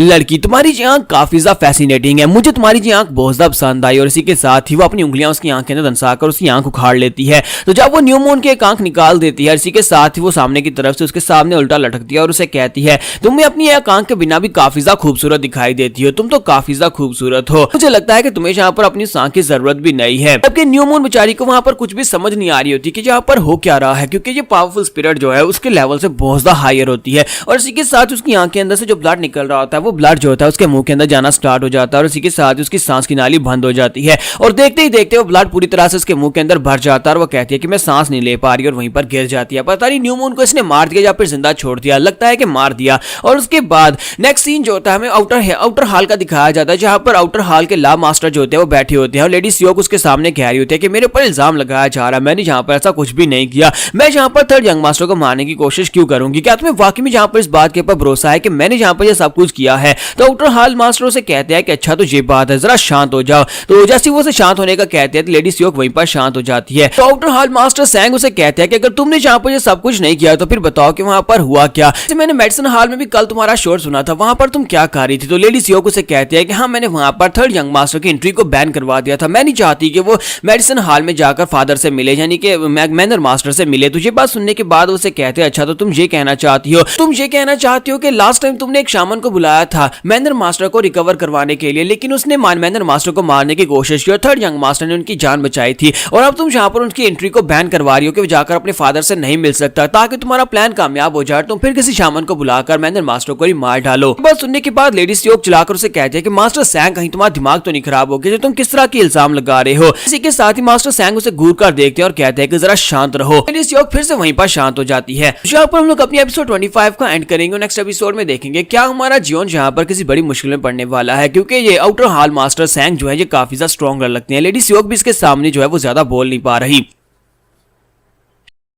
तो लास्ट एपिसोड के एंड पे हमने देखा था कि मास्टर सैंग जो होते हैं वो लेडी सीओ को इन्वेस्टिगेट कर रहे होते हैं और उसे कहते हैं कि तुम थर्ड यंग मास्टर को मैनर मास्टर से मिलने क्यों नहीं दे रही, क्योंकि थर्ड यंग मास्टर ने तो मैनर मास्टर की जान बचाई थी, कहीं ऐसा तो नहीं है कि तुम मैनर मास्टर को मारना चाहती हो। मैं यहाँ पर इस वाले इंसिडेंट को भी ओवरलुक नहीं कर सकता, क्योंकि अगर मैं यहाँ पर ऐसा करूंगा तो फिर बहुत ज्यादा बुरा हो जाएगा। तुम थर्ड यंग मास्टर को कहीं मरवा ना दो, क्योंकि वहां पर हमने एक शामन को देखा था, पहले भी तुम एक शामन को बुला चुकी हो और इस बार भी एक शामन जो था वो थर्ड यंग मास्टर के रूम के अंदर घुस गया था, वहां पर जाकर उसने उसके ऊपर अटैक भी किया है। तुम्हें यहाँ पर कोऑपरेट करना ही पड़ेगा। साथ ही वो से कहता है कि ज्यादा परेशान होने की जरूरत नहीं है, मैं यहाँ पर इस इन्वेस्टिगेशन को बहुत ज्यादा फेयर रखने वाला हूँ। अगर यहाँ पर थर्ड यंग मास्टर की तरफ से कुछ हुआ है तो फिर मैं उसे भी यहाँ पर सजा दूंगा। सिर्फ तुम ही नहीं बल्कि सेकंड सन और उसके बाद थर्ड यंग मास्टर, मैं तीनों को इन्वेस्टिगेट करने वाला हूँ। और इसी के साथ ही जब वो वहां पर से चली जाती है उसके बाद मास्टर सैंग वहां पर बैठे सोच रहे होते हैं अब मैं यहाँ पर क्या करूँ। सेकंड सन और लेडी सीओ दोनों यहाँ पर थर्ड यंग मास्टर को मारना चाहते हैं, लेकिन ये थर्ड यंग मास्टर को क्यों मारना चाहते हैं। थर्ड यंग मास्टर वो तो इनके कंपटीशन में है भी नहीं, क्योंकि यहाँ पर अगर कोई मैनर मास्टर बनने के लायक है तो वो फोर्थ जंग मास्टर है, जिसे मैन मास्टर बहुत ज्यादा पसंद करते थे और जिसकी मार्शल आर्ट्स भी काफी ज्यादा बेहतर है और उसका डिपोजर भी यहाँ पर बिल्कुल अपने फादर की तरह है। ऐसी वजह से वो मैनर मास्टर बनने के लिए परफेक्ट है। अगर इन दोनों को किसी को मारना है तो वो फोर्थ जंग मास्टर को मारते, थर्ड को क्यों मारे हैं जिसके पास अब मार्शल आर्ट्स भी नहीं रही। कहा जाता है कि उसकी मार्शल आर्ट्स उसके पास छीन चुकी हैं, या फिर कुछ ऐसा है कि थर्ड जंग मास्टर के पास कुछ ऐसा आ गया है जिसकी वजह से बाकी के सभी लोग उसे अपना खतरा समझते हैं और उसे रास्ते से हटाना चाहते हैं। तो वो कहते हैं कि मुझे लगता है कि मुझे जाकर उस लड़के से बात करनी चाहिए, क्योंकि वो लड़का यहाँ पर जब इन्वेस्टिगेशन के लिए आया था तो मैंने उससे बात की थी। हमेशा जिस तरह से वो लड़का बात करता है आज उस लड़के ने मेरे साथ उस तरह से बात बिल्कुल भी नहीं की। तो मुझे लगता है कि मुझे इस मसले को खुद इन्वेस्टिगेट करना पड़ेगा। हो सकता है कि उस लड़के ने यहाँ पर कुछ ना कुछ तो ऐसा है जो उसके अंदर बदल गया है, मुझे जाना पड़ेगा। और इसी के साथ ही मैनर मास्टर जो होते हैं वहां पर उठकर खड़े होते हैं और कहते हैं मैं खुद जाकर उस लड़के से अभी बात करके आता हूं। तो यहीं पर से नेक्स्ट सीन जो होता है हमारे जॉन का दिखाया जाता है कि जॉन अपने रूम में बैठकर वहां पर कल्टीवेट कर रहा होता है, अपनी कोर बनाने की कोशिश कर रहा होता है, जबकि इसी के साथ ही ब्लू स्पिरिट वहां पर वापस आ जाती है। जब वो वापस आती है तो इवल मॉन्क जो होता है उसे रिस्पेक्ट देता है और इसी के साथ ही ब्लू स्पिरिट वहां पर हमारे जॉन की तरफ देखती है कि वो वहां पर बैठ के कल्टीवेट कर रहा होता है। तो वो उसे घूर घूर कर देख रही होती है और कहती है कि इस लड़के को क्या लगता है कि ये इतनी आसानी के साथ यहाँ पर अपनी कोर बना सकता है। बहुत सारे मार्शल आर्टिस्ट को सालों लग जाते हैं अपनी कोर को बिल्ड करने में, लेकिन ये लड़का यहाँ पर एक ही दिन में अपनी कोर बनाना चाहता है। ये तो कुछ ज्यादा ही तेज निकला। मुझे लगता है कि ये डेथ की एनर्जी की मदद से अपनी बॉडी के अंदर अपनी कोर बना लेगा और ऊपर से इसने उस demonic beast mountain piercing shield beast की एनर्जी को एब्जॉर्ब किया और उसकी मदद से यहाँ पर अपनी कोर बनाने की कोशिश कर रहा है। अगर ये पॉसिबल हुआ तो अच्छा है, लेकिन अगर ये पॉसिबल नहीं हुआ तो फिर ये क्यूट फेस यहाँ पर रुइन होने वाला है। और इसी के साथ ही उसके करीब पहुंचते और उसे घूर घूर कर देख रही होती है, जबकि हमारा जॉन अपनी आंखें खोलता है और उसकी तरफ देखता है और कहता है तुम्हें क्या हुआ, क्या मेरे चेहरे पर कुछ लगा है? तो वो शर्माते हुए पीछे की तरफ हट जाती है और कहती है नहीं नहीं कुछ भी नहीं है, मैं तो बस ऐसे ही देख रही थी। तो हमारा जॉन उसे कहता है क्या ये बात वाकई में सच है? तो वो उसे कहती है हाँ ये वाकई में सच है। इस तरह की बकवास बातें करना बंद करो और सोचना बंद करो कि मैं यहाँ पर तुम्हारा चेहरा देख रही थी, ऐसा कुछ भी नहीं है। साथ ही वो सोच रही होती है कि मुझे यहाँ पर इसकी बैट को एक्सेप्ट नहीं करना चाहिए था, बल्कि मुझे इसके साथ बैट लगानी ही नहीं चाहिए थी। मैंने यहाँ पर बहुत बड़ी गलती कर दी। मुझे क्या पता था ये मॉन्स्टर यहाँ पर न्यू मून को बड़ी आसानी से हरा देगा और उस माउंटेन पियर्सिंग शैल्ड बीस्ट को अपने हाथ में पकड़ लेगा। अब मुझे यहाँ पर इसके साथ ही मिलकर काम करना पड़ेगा। और इसी के साथ ही हमारा जॉन उसे कहता है कि मुझे एक बात तो बताओ कि मुझे यहाँ पर कुछ चेक करना है। तो उसे कहती है बताओ तुम्हें क्या चेक करना है? जॉन कहता है कि मुझे लगता है कि मैंने अपनी कोर को बना लिया है, लेकिन मैं इसको चेक कैसे करूँ कि मेरी कोर बन गई है कि नहीं? तो वो उसे कहती है क्या तुम्हें लगता है कि तुम सिर्फ एक ही दिन के अंदर अपनी कोर बना सकते हो? अच्छा ठीक है, अगर जैसे जैसे तुमने यहाँ पर इस कोर को बना लिया होगा तो तुम्हें यहाँ पर अपने बैली बटन के नीचे एक एनर्जी का स्रोत दिखाई देगा, एक छोटा सा गोला दिखाई देगा जिसके अंदर एनर्जी जमा होती है। तुम्हारा जॉन वहां पर देखता है और उसे कहता है क्या ऐसे वाला है? तो जैसे वो उसकी तरफ घूर कर देखती है तो वो बहुत ज्यादा हैरान हो जाती है और कहती है कि इस लड़की ने तो वाकई में कर लिया। तो वो आगे बढ़ती है और कहती है कि मुझे जरा देखने दो। तो वो इसी के साथ ही अपनी उंगली आगे बढ़ाती है और कहती है कि मैं यहाँ पर अपनी उंगली तुम्हारी बॉडी के अंदर डालने वाली हूँ ताकि अंदर जाकर चेक करके आ सकूं। तो जैसे वहां पर अपनी उंगली को उसकी बॉडी के अंदर दंसाने की कोशिश करती है, उसका हाथ उसकी बॉडी के अंदर नहीं जाता और इस बात से वो काफी ज्यादा हैरान हो जाती है और बार बार अपने हाथ को उसके अंदर टैप करती है। तुम्हारा जॉन कहता है क्या हो गया? तो वो कहती है कि यहाँ पर कुछ तो गलत है। जॉन कहता है बताओ ना क्या गलत है? तो इसी के साथ ही वो इवल मॉन्क से कहती है कोई मॉन्क यहाँ पर आओ, तुम भी यहाँ पर आकर ट्राई करके देखो। तो इवल मॉन्क वहां पर आता है और अपनी उंगली को उसकी बॉडी के अंदर दंसाने की कोशिश करता है। वो दोनों यहाँ पर उसकी बॉडी को टच कर पा रहे होते हैं, क्योंकि दोनों यहाँ पर इवल स्पिरिट्स हैं तो इन्हें यहाँ पर किसी की बॉडी को टच नहीं करना चाहिए, लेकिन वो दोनों जो होते हैं उसकी फिजिकल बॉडी को टच कर रहे होते हैं। तो इवल स्पिरिट कहती है ये ऐसा कैसे हो सकता है कि मैं तो यहाँ पर इसकी बॉडी के अंदर अपनी उंगली को दंसाने की कोशिश कर रही हूँ, क्योंकि मैं इसकी फैमिलियर स्पिरिट हूँ शायद इसी वजह से। साथ ही वो गोचान की तरफ देखती है और कहती है कि जरा इसको चेक करते हैं। और वापसी के साथ ही ब्लू स्पिरिट जो होती है अपनी उंगली को उसकी डेंटियान के अंदर दंसाती है, जिसकी वजह से गोचान वहां पर एक जबरदस्त चीख मारता है, साथ ही वहीं पर बेहोश हो जाता है। तो ब्लू स्पिरिट कहती है कि मुझे लगता है कि ये कुछ ज्यादा ही नौटंकी करता है। और इसी के साथ ही वो कहती है कि मुझे लगता है कि यहाँ पर कुछ ना कुछ प्रॉब्लम चल रही है। तुमने यहाँ पर कोर बना लिया, कोर बनाने के साथ ही तुम्हारी बॉडी यहाँ पर इनविंसिबल हो गई है, यानी कि हम दोनों स्पिरिट जो है तुम्हारी बॉडी के अंदर अपने हाथ या फिर अपने आप को नहीं घुसा पा रहे। इसी के साथ ही वहां पर दरवाजा खुलता है, क्योंकि उन्हें वहां पर कुछ महसूस होता है कोई वहां पर आया। तो मास्टर सैंग वहां पर आ जाते हैं। तो हमारा जॉन कहता है कि आप यहाँ पर अंदर आ सकते हैं और उसे अंदर बुलाया जाता है। तो अंदर आने के बाद मास्टर सैंग के बारे में बताया जाता है। तो मास्टर सैंग के बारे में बताया जाता है कि ये यहाँ के एक बहुत ही वफादार एल्डर हैं। इनकी वफादारी को देखने के बाद इन्हें यहाँ पर आउटर हॉल का लॉ मास्टर बनाया गया था ताकि यहाँ पर कानून को मेंटेन कर सके। ये भी कहा जाता है कि जिसके पास यहाँ पर इसकी स्पोर्ट होगी वही फैमिली का नया मैनर मास्टर बनेगा, क्योंकि जिसको ये यहाँ पर स्पोर्ट दे देंगे वही नया मैनर मास्टर बनने के लायक होगा। इसी वजह से लेडी सियोक भी इसके सामने सर उठाकर बात नहीं कर पाती, वो भी इससे काफी ज्यादा डरती है। मास्टर सैंग अंदर आने के बाद जॉन से कहता है कि तुम इतनी रात के वक्त यहाँ पर उठे हुए हो। तुम्हारा जॉन से कहता है कि आप भी तो यहाँ पर उठे हुए हैं। और इसी के साथ ही वहां पर अंदर आता है और अंदर आने के बाद से कहता है सबसे पहले तो मैं यहाँ पर तुमसे माफी मांगना चाहूंगा कि हमारी सिक्योरिटी के होने के बावजूद भी एक शामन यहाँ पर तुम्हारे रूम के अंदर तक आ गया और इसने तुम्हें मारने की कोशिश की। तुम्हारा जॉन कहता है कोई बात नहीं, कोई बात नहीं, आपको यहाँ पर ये सब कुछ करने की जरूरत नहीं है, बिल्कुल ठीक हूँ। तो वो उसे कहते हैं लेकिन फिर भी यहाँ पर मुझे माफी तो मांगनी चाहिए। तुम्हारा जियोन कहता है कि अब जबकि मैं बिल्कुल ठीक हूँ, परफेक्टली फाइन हूँ, मुझे कुछ भी नहीं हुआ, तो फिर यहाँ पर आपको माफी मांगने की जरूरत भी नहीं है। और इसी के साथ ही वो अपना हाथ आगे बढ़ाते हैं। तो वो बड़ी तेजी के साथ अपना हाथ आगे बढ़ाते हैं, लेकिन हमारा जियोन सामने से हिलता भी नहीं है। वो अपना हाथ आगे बढ़ाने के बाद उसके कंधे के ऊपर टैप करना स्टार्ट कर देते हैं। असल में वो यहाँ पर उसके ऊपर कुछ चेक करने की कोशिश कर रहे थे, अपने हाथ को आगे बढ़ाकर। फिर साथ उसके कंधे पे टैप करते हैं और कहता है कि लड़के तुम वाकई में बहुत ज्यादा अच्छे हो। फिर इसी के साथ ही उठकर खड़े होते हैं और उसे कहते हैं अब तुम्हारे पास सिचुएशन ऐसी थी तो मुझे लगता है कि तुम्हें उस डैगर को यूज करना चाहिए था, जो डैगर मैंने यहाँ पर तुम्हें दिया था। तुम्हारा जियोन कहता है क्या डैगर दिया था? तो वो कहते हैं हाँ, मैंने यहाँ पर सभी जंग मास्टर्स को सेल्फ डिफेंस के लिए यहाँ पर एक एक डैगर दिया था कि तुम सभी लोग यहाँ पर उस डैगर की मदद से अपनी सुरक्षा कर सको। तुम्हारा जियोन जो होता है उसकी बात सुनने के बाद वहां पर सोच रहा होता है कि अगर गोचान यहाँ पर होश में होता तो वो मुझे बताता कि इसने डैगर दिया था या नहीं। इसी के साथ ही उसे कहता है कि हाँ वो डैगर उसको तो मैंने यहाँ पर अपने ड्रॉर के अंदर स्टोर करके रखा हुआ है। तो मास्टर उसे कहते हैं अच्छा तो ये बात है, ये तो बहुत ही अच्छी बात है। फिर साथ ही उसे कहते हैं चलो शुक्र है कि तुम्हारे पास वो डैगर अभी भी मौजूद है, अगर तुमने उसे खो दिया होता तो फिर मुझे यहाँ पर काफी ज्यादा बुरा लगता। तुम्हारा जियोन भी उसके साथ ही हंस रहा होता है। फिर साथ ही हमारा जियोन उसे कहता है लेकिन अगर मैं यहाँ पर तुमसे एक बात कहूँ उस डैगर के बारे में, चाहे मैं यहाँ पर कितना ही क्यों ना याद कर लूं, लेकिन मुझे यहाँ पर याद क्यों नहीं आ रहा कि तुमने मुझे कोई डैगर दिया भी था या नहीं। तो मास्टर सैंग उसे कहते हैं क्योंकि मैंने यहाँ पर तुम्हें कोई डैगर दिया ही नहीं था। इसी के साथ ही मास्टर सैंग उसके ऊपर अटैक कर देते हैं। जैसे ही मास्टर सैंग उसके ऊपर अटैक करते हैं, जियोन इसी के साथ पीछे की तरफ जंप करता है। तो मास्टर सैंग उसे कहता है कि लड़के तुमने यहाँ पर दो बड़ी गलती कर दी, तुम यहाँ पर एक इंपोस्टर हो, तुम थर्ड जंग मास्टर नहीं हो। थर्ड जंग मास्टर ने जब लास्ट टाइम फोर्थ जंग मास्टर के साथ बदतमीजी की थी, फोर्थ जंग मास्टर ने उसे बहुत ही बुरी तरह से पीटा था, जिसके बाद से वो बहुत ज्यादा कॉशियस हो गया है। अगर कोई अपना हाथ उसकी तरफ आगे बढ़ाता है, उसे लगता है कि कोई उसके ऊपर अटैक करने वाला है और वो जल्दी से फ्लिंच करता है या फिर डॉज करता है। लेकिन मैंने तुम्हारी तरफ आगे हाथ बढ़ाया और तुमने कुछ भी रिएक्शन नहीं दिया, इसका मतलब यह है कि तुम थर्ड यंग मास्टर नहीं हो। और दूसरी बात यह है कि तुमने यहाँ पर डैगर के बारे में गलत कहा, तुम्हारे पास यहाँ पर डैगर नहीं है क्योंकि तुम थर्ड यंग मास्टर हो ही नहीं। और इसी के साथ ही वो उसके ऊपर अटैक कर रहे होते हैं और उसे कहते हैं कि अब देखते हैं कि तुम मेरे साथ तुम कौन हो और अब जल्दी से अपने बारे में बताना स्टार्ट करो। साथ ही उसके मैडियन पॉइंट्स को भी वहां पर ब्लॉक कर देते हैं और कहते हैं कि मैंने तुम्हारे मैडियन पॉइंट्स को ब्लॉक कर दिया है ताकि तुम यहाँ पर अब हिल ना सको, तुम मूव नहीं कर पाओगे। अब तुम्हें कन्फेस करना होगा क्या है तुम कौन और रियल का थर्ड यंग मास्टर कहां पर है। और हमारा जियोन जो होता है उसके अटैक की वजह से पीछे की तरफ गिर रहा होता है, लेकिन साथ ही वहां पर डेविलिश स्माइल दे रहा होता है क्योंकि उसकी बॉडी के ऊपर अब उसके मैडियन पॉइंट्स को कोई ब्लॉक नहीं कर सकता। उसकी बॉडी जो है वो यहाँ पर काफी ज्यादा टफ हो चुकी है। तो यहाँ पर हम लोग अपनी एपिसोड 26 का एंड करेंगे और नेक्स्ट एपिसोड में देखेंगे कि मास्टर सैंग की किस्मत क्या निकलने वाली है। क्या मास्टर सैंग भी यहाँ पर मरने वाला है? जिसको यहाँ पर इसकी सच्चाई पता चल जाएगी वो जिंदा तो नहीं रह पाएगा। तो एपिसोड की एक्सप्लेनेशन अच्छी लगी हो तो कमेंट करके जरूर बताइएगा और वीडियो को लाइक करना मत भूलिएगा। Thank you. तो गाइस कैसे हैं आप सब लोग? ट्रू डीमन के एपिसोड 27 के साथ हाजिर हो। तो लास्ट एपिसोड के एंड पे हमने देखा था कि मैनर मास्टर जो होते हैं मास्टर सैंग वो हमारे जियोन के ऊपर अटैक कर रहे होते हैं और साथ ही उसकी मैडियन पॉइंट्स को वहां पर ब्लॉक कर देते हैं और मुझे लगता है कि उन्होंने यहाँ पर जियोन को सबड्यू कर दिया है। लेकिन जियोन इतनी आसानी के साथ सबड्यू तो होने वाला है नहीं। वो उनकी तरफ देखता है वहीं पर डिमोनिक स्माइल देता है और अपनी डिमोनिक स्माइल देने के साथ इसी के साथ ही ब्लू स्पिरिट से कहता है कि ब्लू स्पिरिट आगे बढ़ो। और इसी के साथ ही ब्लू स्पिरिट जो होती है वो पीछे वाली साइड से निकलती है और मास्टर सैंग की बॉडी के अंदर अपना हाथ धंसाकर उसके हार्ट को पकड़ लेती है। जब वो उसके हार्ट को उसकी बॉडी के अंदर ही पकड़ लेती है तो मास्टर सैंग वहीं पर रुक जाते हैं और वो हिल भी नहीं पा रहे होते क्योंकि उन्हें वहां पर बहुत सा दर्द हो रहा होता है। वो कहते हैं कि यहाँ पर हो क्या रहा है। और इसी के साथ ही ब्लू स्पिरिट कहती है कि अब यहाँ पर जो मौत की भीख मांगेगा। तुम्हारा जियोन कहता है कि ये बहुत ही अच्छी बात है कि ब्लू स्पिरिट तुम्हारे पास इस तरह के स्किल्स भी हैं, मुझे ये नहीं पता था कि तुम किसी की बॉडी के अंदर अपना हाथ डालकर उसके हार्ट को पकड़ सकती हो।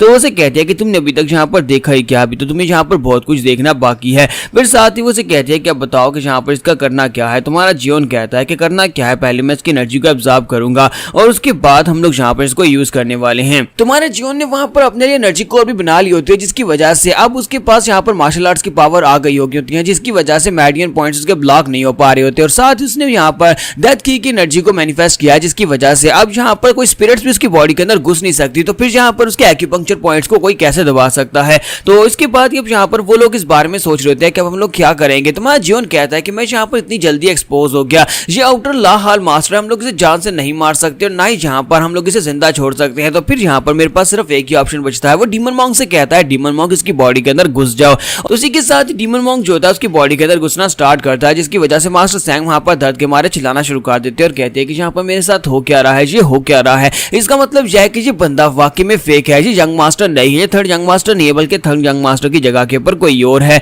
और इसी के साथ ही इवल मॉन्क जो होता है उसकी बॉडी बॉडी के अंदर चला जाता है। उसकी बॉडी के अंदर जाने के बाद उसकी बॉडी के ऊपर कंप्लीट कंट्रोल कर लेता है। जब वो उसकी बॉडी के ऊपर कंट्रोल कर लेता है तो अब यहाँ पर उसका बंदा बन चुका है कि जैसे हमारा जीवन उसे कहेगा वो वैसे बिल्कुल सेम वैसे ही करेगा। और उसके बाद नेक्स्ट सुबह के वक्त कहा जाता है, सुबह के वक्त दिखाते हैं कि गोचान जो होता है सुबह के वक्त रूम के अंदर आता है। तो वो वहां पर आते वक्त उसे बाहर थर्ड यंग मास्टर के रूम के बाहर बहुत सारे गार्ड्स दिखाई देते हैं जो कि आउटर ला हाल से होते हैं। तो वो कहता है कि ये क्या, ये सारे के सारे यहाँ पर क्या कार्य, और सभी लोग उसे रिस्पेक्ट भी दे रहे होते हैं। वो कहता है कि ये हमेशा बहुत ज्यादा एटीट्यूड में रहते हैं और कभी यहाँ पर इस तरह से मुझे रिस्पेक्ट नहीं देते। इन्हें लगता है कि हम लोग छोटे मोटे गार्ड्स हैं और ये लोग आउटर ला हाल से, इसी वजह से हम लोग सबसे बेहतर हैं। लेकिन ये लोग मुझे यहाँ पर रिस्पेक्ट क्यों दे रहे हैं। इसी के साथ ही वहां उसके सामने एक कैप्टन खड़ा होता है, वो भी वहां पर उसके सामने अपना सर झुकाकर उसे कहता है, मिस्टर गोचान अंदर आपका थर्ड यंग मास्टर इंतजार कर रहे हैं, प्लीज अंदर आ जाएं। तो वो कहता है हाँ क्यों नहीं। और उसी के साथ ही वो सोच रहा होता है कि यहाँ पर कुछ तो अजीब हो रहा है। जैसे वो दरवाजा खोलकर अंदर आता है तो मास्टर सैंग वहां पर खड़े होते हैं। तो जीवन वहां पर कुर्सी के ऊपर बैठा होता है जबकि मास्टर सैंग उसके पास खड़े होते हैं। तो वो कहता है कि थर्ड यंग मास्टर यहाँ पर सब कुछ क्या हो रहा है। तो हमारा थर्ड यंग मास्टर जो होता है यानी जीवन जो होता है मास्टर सैंग से कहता है कि मास्टर सैंग तुम यहाँ से जा सकते हो। और मास्टर सैंग वहां पर से बाहर चले जाते हैं। उसके चले जाने के बाद हमारा जीवन से कहता है कि तुम बिल्कुल सही टाइमिंग के ऊपर आए हो, ब्रेकफास्ट भी पूरे टाइम के ऊपर ही यहाँ पर आया है, चलो जल्दी से आ जाओ, मेरे साथ आकर बैठो और तुम भी यहाँ पर मेरे साथ ब्रेकफास्ट करो। तो वो कहता है कि लेकिन यंग मास्टर पहले मुझे ये तो बताओ कि यहाँ पर चल क्या रहा है। मास्टर सैंग यहाँ पर तुम्हारी बात क्यों सुन रहे थे और तुमने उन्हें ऑर्डर दिया और वो यहाँ से बाहर चले गए और उसके सारे साथी भी वहां पर बाहर ही खड़े हैं। तो वो कहता है कि ये सब कुछ मैं तुम्हें बाद में बताऊंगा, लेकिन पहले यहाँ पर आकर बैठो। तो जैसे वहां पर वो बैठता है तो उसे कहता है कि मुझे यहाँ पर तुमसे कुछ पूछना है। तो गोचान उसे कहता है क्यों नहीं, पूछो तुम्हें क्या पूछना है। तो वो उसे कहता है क्या तुम यहाँ पर मुझे मार्शल आर्ट्स के बेसिक्स के बारे में बता सकते हो, मैं यहाँ पर अपनी मॉक फैमिली के बेसिक्स सीखना चाहता हूँ मार्शल आर्ट्स के, तो क्या तुम सिखा सकते हो। तो ये बात सुनने के बाद वो बहुत ज्यादा हैरान होता है। फिर साथ ही उसे कहता है क्या तुम यहाँ पर बेसिक्स सीखना चाहते हो। और इसी के साथ ही थोड़ी देर पहले का सीन दिखाता है कि हमारा जीवन जो होता है उसके पास जो सीक्रेट मैनुअल होता है उसके मुताबिक वहां पर एडवांस लेवल की मार्शल आर्ट्स की टेक्निक को परफॉर्म करने की कोशिश कर रहा होता है, लेकिन उसकी मूवमेंट्स जो होती हैं वो कनेक्ट नहीं हो पा रही होती है और इस बात से वो काफी हैरान होता है। ब्लू स्पिरिट से कहते हैं बेवकूफ बच्चे, तुम्हें क्या लगता है कि तुम यहाँ पर डायरेक्टली एडवांस लेवल की मार्शल आर्ट्स को मास्टर कर सकते हो। क्या तुम्हें पता भी है कि मार्शल आर्ट्स के बेसिक्स को सीखना बहुत ज्यादा जरूरी होता है। अगर तुम यहाँ पर मार्शल आर्ट्स के बेसिक्स ही नहीं जानते तो फिर तुम यहाँ पर एडवांस लेवल की मार्शल आर्ट्स को कैसे परफॉर्म कर सकते हो। सीक्रेट मैनुअल के अंदर जो टेक्निक लिखी हुई है वो एडवांस लेवल की है, इसलिए पहले तुम्हें यहाँ पर इसके बेसिक्स को जानना होगा। तो इसके लिए तुम्हें यहाँ पर कोई ऐसा बंदा ढूंढना होगा जो तुम्हें बेसिक्स के बारे में सिखा सके। इसी वजह से वो अब यहाँ पर उससे गोचान से पूछ रहा होता है कि क्या तुम यहाँ पर मुझे ये सब कुछ सिखा सकते हो। तो गोचान उसे कहता है कि नहीं यंग मास्टर, मैं यहाँ पर तुम्हें कैसे सिखा सकता हूँ, तुम मॉक फैमिली की बेसिक टेक्निक्स के बारे में बात कर रहे हो। मॉक फैमिली की जो टेक्निक्स हैं सीक्रेट मैनुअल्स के अंदर लिखी हुई हैं और उनकी बेसिक टेक्निक्स जो होती हैं वो सिर्फ और सिर्फ मॉक फैमिली के लोगों को ही सिखाई जाती हैं। मैं मॉक फैमिली का डायरेक्ट डिसेंडेंट नहीं हूं, बल्कि मैं तो सिर्फ और सिर्फ एक बॉडी गार्ड, उसी वजह से मैं यहाँ पर तुम्हें ये सब कुछ नहीं सिखा सकता। लेकिन एक बात को याद रखना कि अगर तुम यहाँ पर मॉक फैमिली की टेक्निक्स को सीख लेते हो और उसके बाद तुम मॉक फैमिली को छोड़कर चले जाते हो तो बाहर जाने के बाद अगर किसी को पता चल जाता है कि तुम्हारे पास मॉक फैमिली की टेक्निक्स हैं तो फिर तुम्हारे लिए काफी ज्यादा मुश्किल हो जाएगी। तुम म्यूरियम वर्ल्ड में इतनी आसानी के साथ इन टेक्निक्स को जो किसी दूसरी फैमिली के लीनिएज है उनको यूज नहीं कर पाओगे। तो वो कहता है कि इस बात का कोई मसला नहीं है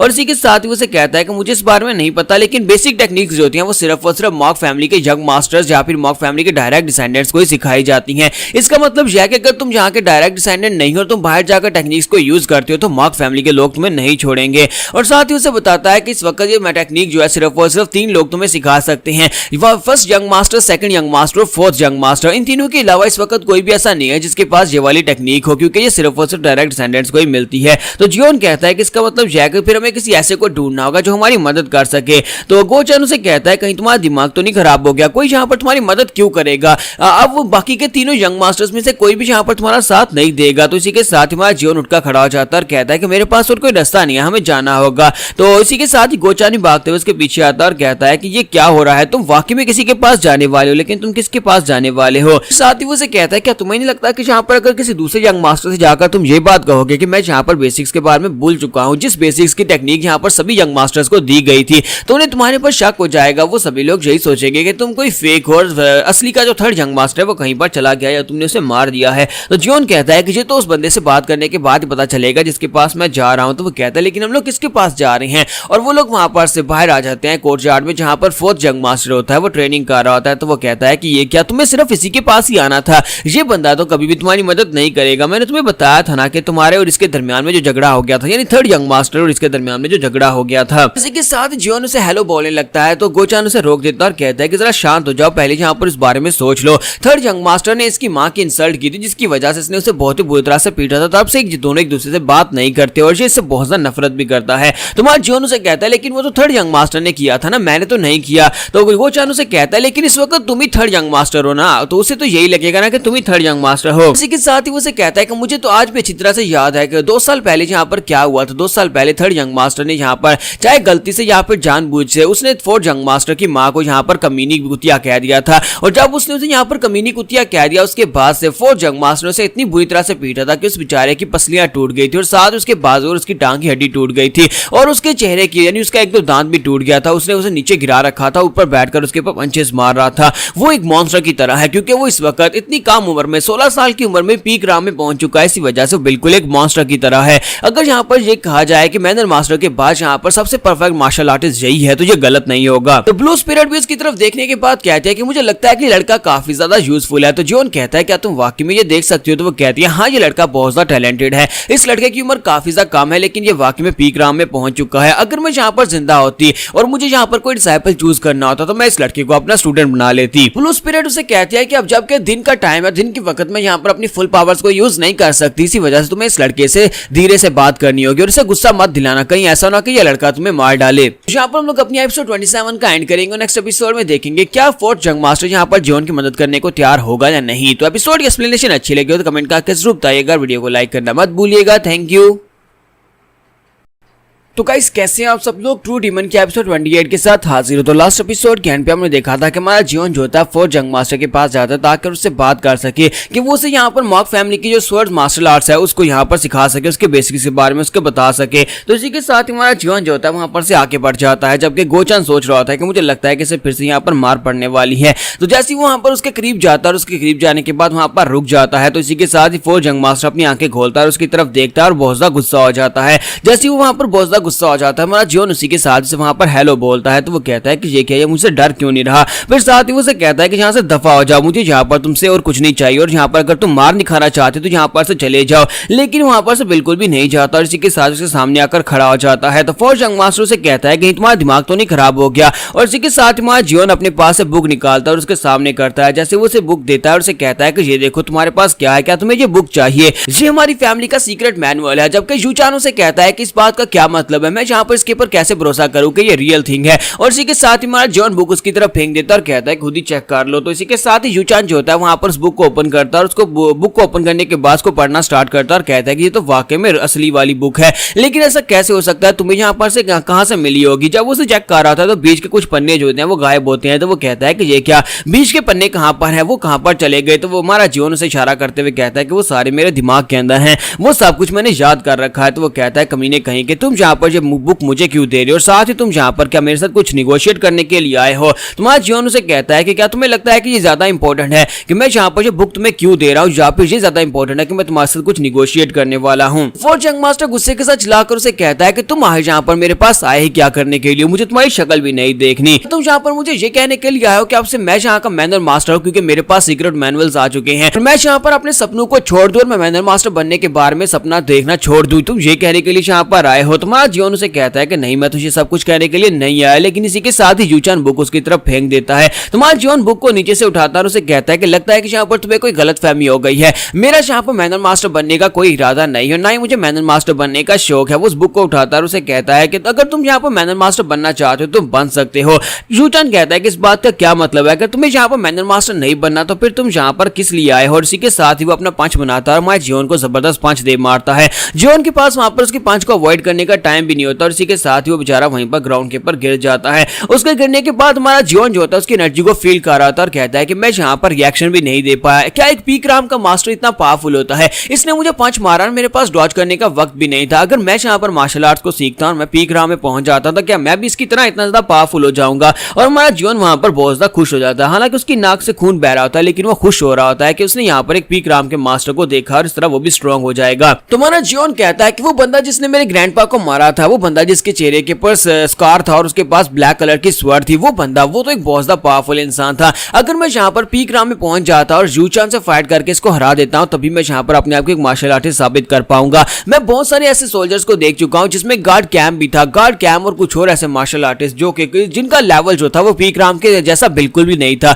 इस लड़के का तो लेवल ही डिफरेंट है, यानी कि इसकी कल्टीवेशन लेवल उन सभी लोगों के मुकाबले में काफी ज्यादा बेहतर है और जो उन लोगों से काफी ज्यादा बेहतर भी दिखाई देता है। इसका पोस्टर चेक करो, ये तो बिल्कुल अपने आप में एक मॉन्स्टर की तरह है। तुम्हारा जियोन फिर से उठकर बैठ जाता है और उसे कहता है कि मैं यहाँ पर तुमसे बात करना चाहता हूँ, लेकिन तुमने तो यहाँ पर मेरे चेहरे के ऊपर एक पंच मार दिया। क्या तुम यहाँ पर मेरे चेहरे का नक्शा बिगाड़ना चाहते हो? जबकि दूसरी तरफ से यंग मास्टर यूचान उसे कहता है कि यहाँ से दफा हो जाओ, अगर तुम और ज्यादा मार नहीं खाना चाहते। और इसी के साथ उसकी तरफ आगे बढ़ता और कहता है कि लगता है कि तुम्हें और ज्यादा मार खानी है, इसी वजह से तुम यहाँ पर उठकर खड़े हो गए हो, या तो वहीं पर ग्राउंड के ऊपर पड़े रहो, यहाँ पर जल्दी से उठकर भागना स्टार्ट करो। तुम्हारा जियोन उसे कहता है कि मुझे लगता है कि तुम्हें यहाँ पर मेरे पर भरोसा नहीं है, क्योंकि मैंने यहाँ पर तुम्हारी माँ के बारे में कुछ गलत कहा था। और उसी के साथ ही यूचान आगे बढ़ता है, उसे कॉलर से पकड़ता और कहता है कि हाँ, मुझे तुम्हारे पर बिल्कुल भरोसा नहीं है, तुम्हारे मुंह से एक भी गंदा लफ्ज निकलेगा, मुझे इसके ऊपर बिल्कुल भी भरोसा नहीं। और फिर से वहां पर अपना पंच बनाता है। तो जियोन उसे कहता है कि जो तो बड़ी अफसोस की बात है, चलो फिर ठीक है, अब जबकि तुम्हें यहाँ पर मेरे पर भरोसा नहीं है, तो फिर मैं सीक्रेट मैनुअल को जाकर सेकंड यंग मास्टर या फिर फर्स्ट यंग मास्टर यानी लेडी सीओ को दे देता हूं, तो उसके बाद देखते हैं कि क्या होगा। जियोन उसे कहता है कि मैं ये सोच रहा हूं कि अगर यहाँ पर फर्स्ट यंग मास्टर या फिर सेकंड यंग मास्टर में से कोई सेक्टर लीडर बन जाता है, तो उसके बाद तुम्हारा क्या होगा?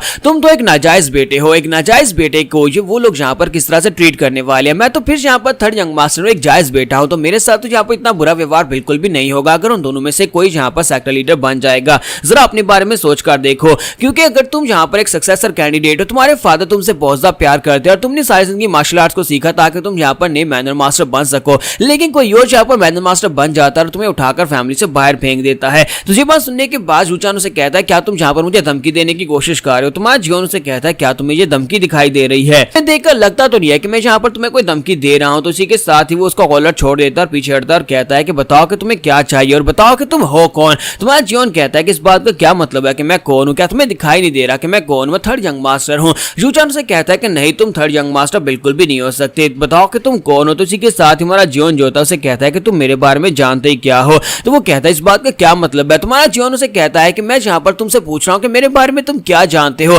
मैंने एक बार तुम्हारी माँ की इंसल्ट कर दी और उसके बाद तुमने मुझे पीटा, उसके अलावा तुम यहाँ पर मेरे बारे में क्या जानते हो? बचपन से लेकर अभी तक तुम मेरे बारे में क्या ही जानते हो? इंसान बदलते हैं और मैं यहाँ पर अंदर से बहुत ज्यादा चेंज हो चुका हूँ और इस वक्त मेरे मोहरे दिखाने का वक्त है, इसी वजह से मैं तुम्हारे सामने आकर खड़ा हूँ। तुम्हें मेरे बारे में कुछ भी नहीं पता कि मुझे क्या पसंद है, मुझे क्या नापसंद है, किससे मैं नफरत करता हूँ और किससे मैं प्यार करता हूँ और मैं यहाँ पर मैनर मास्टर क्यों नहीं बनना चाहता। मेरे पास मेरे सारे सवालों के जवाब है, लेकिन तुम्हें मेरे बारे में कुछ भी नहीं पता। और इसी के साथ ही यूचान उसे कहता है कि तुम भी यहाँ पर मेरे बारे में कुछ भी नहीं जानते। सभी लोगों ने यहाँ पर मेरे पर लेबल लगाया था, तुम सभी लोगों ने मुझे यहाँ पर कहा था कि मैं यहाँ पर एक कमजात हूँ, यानी कि मैं एक नाजायज बेटा हूँ। तुम सभी लोग हमेशा मुझसे दूरी रखते थे और ये सब कुछ किस लिए? सिर्फ और सिर्फ इसलिए कि मेरी माँ जो थी वो एक कंकूबाइन थी, जबकि तुम्हारी माएँ जो थी वो किसी दूसरे सेक्टर से लाई गई बीवियां थी। में से किसी ने यहाँ पर मुझे अपना छोटा भाई नहीं माना, हालांकि मैं तुम सभी लोगों से ज्यादा बेहतर था। तुम सभी लोग यहाँ पर मुझसे निगोशिएट बिल्कुल भी नहीं करो, क्योंकि मैं यहाँ पर तुम में से किसी के ऊपर भरोसा नहीं कर सकता। तुम्हारा जियोन उसे कहता है कि मुझे लगता है कि मैं यहाँ पर तुम्हारे साथ निगोशिएट कर सकता हूँ। तो यूचान कहता है लेकिन क्यों, मेरे साथ ही क्यों?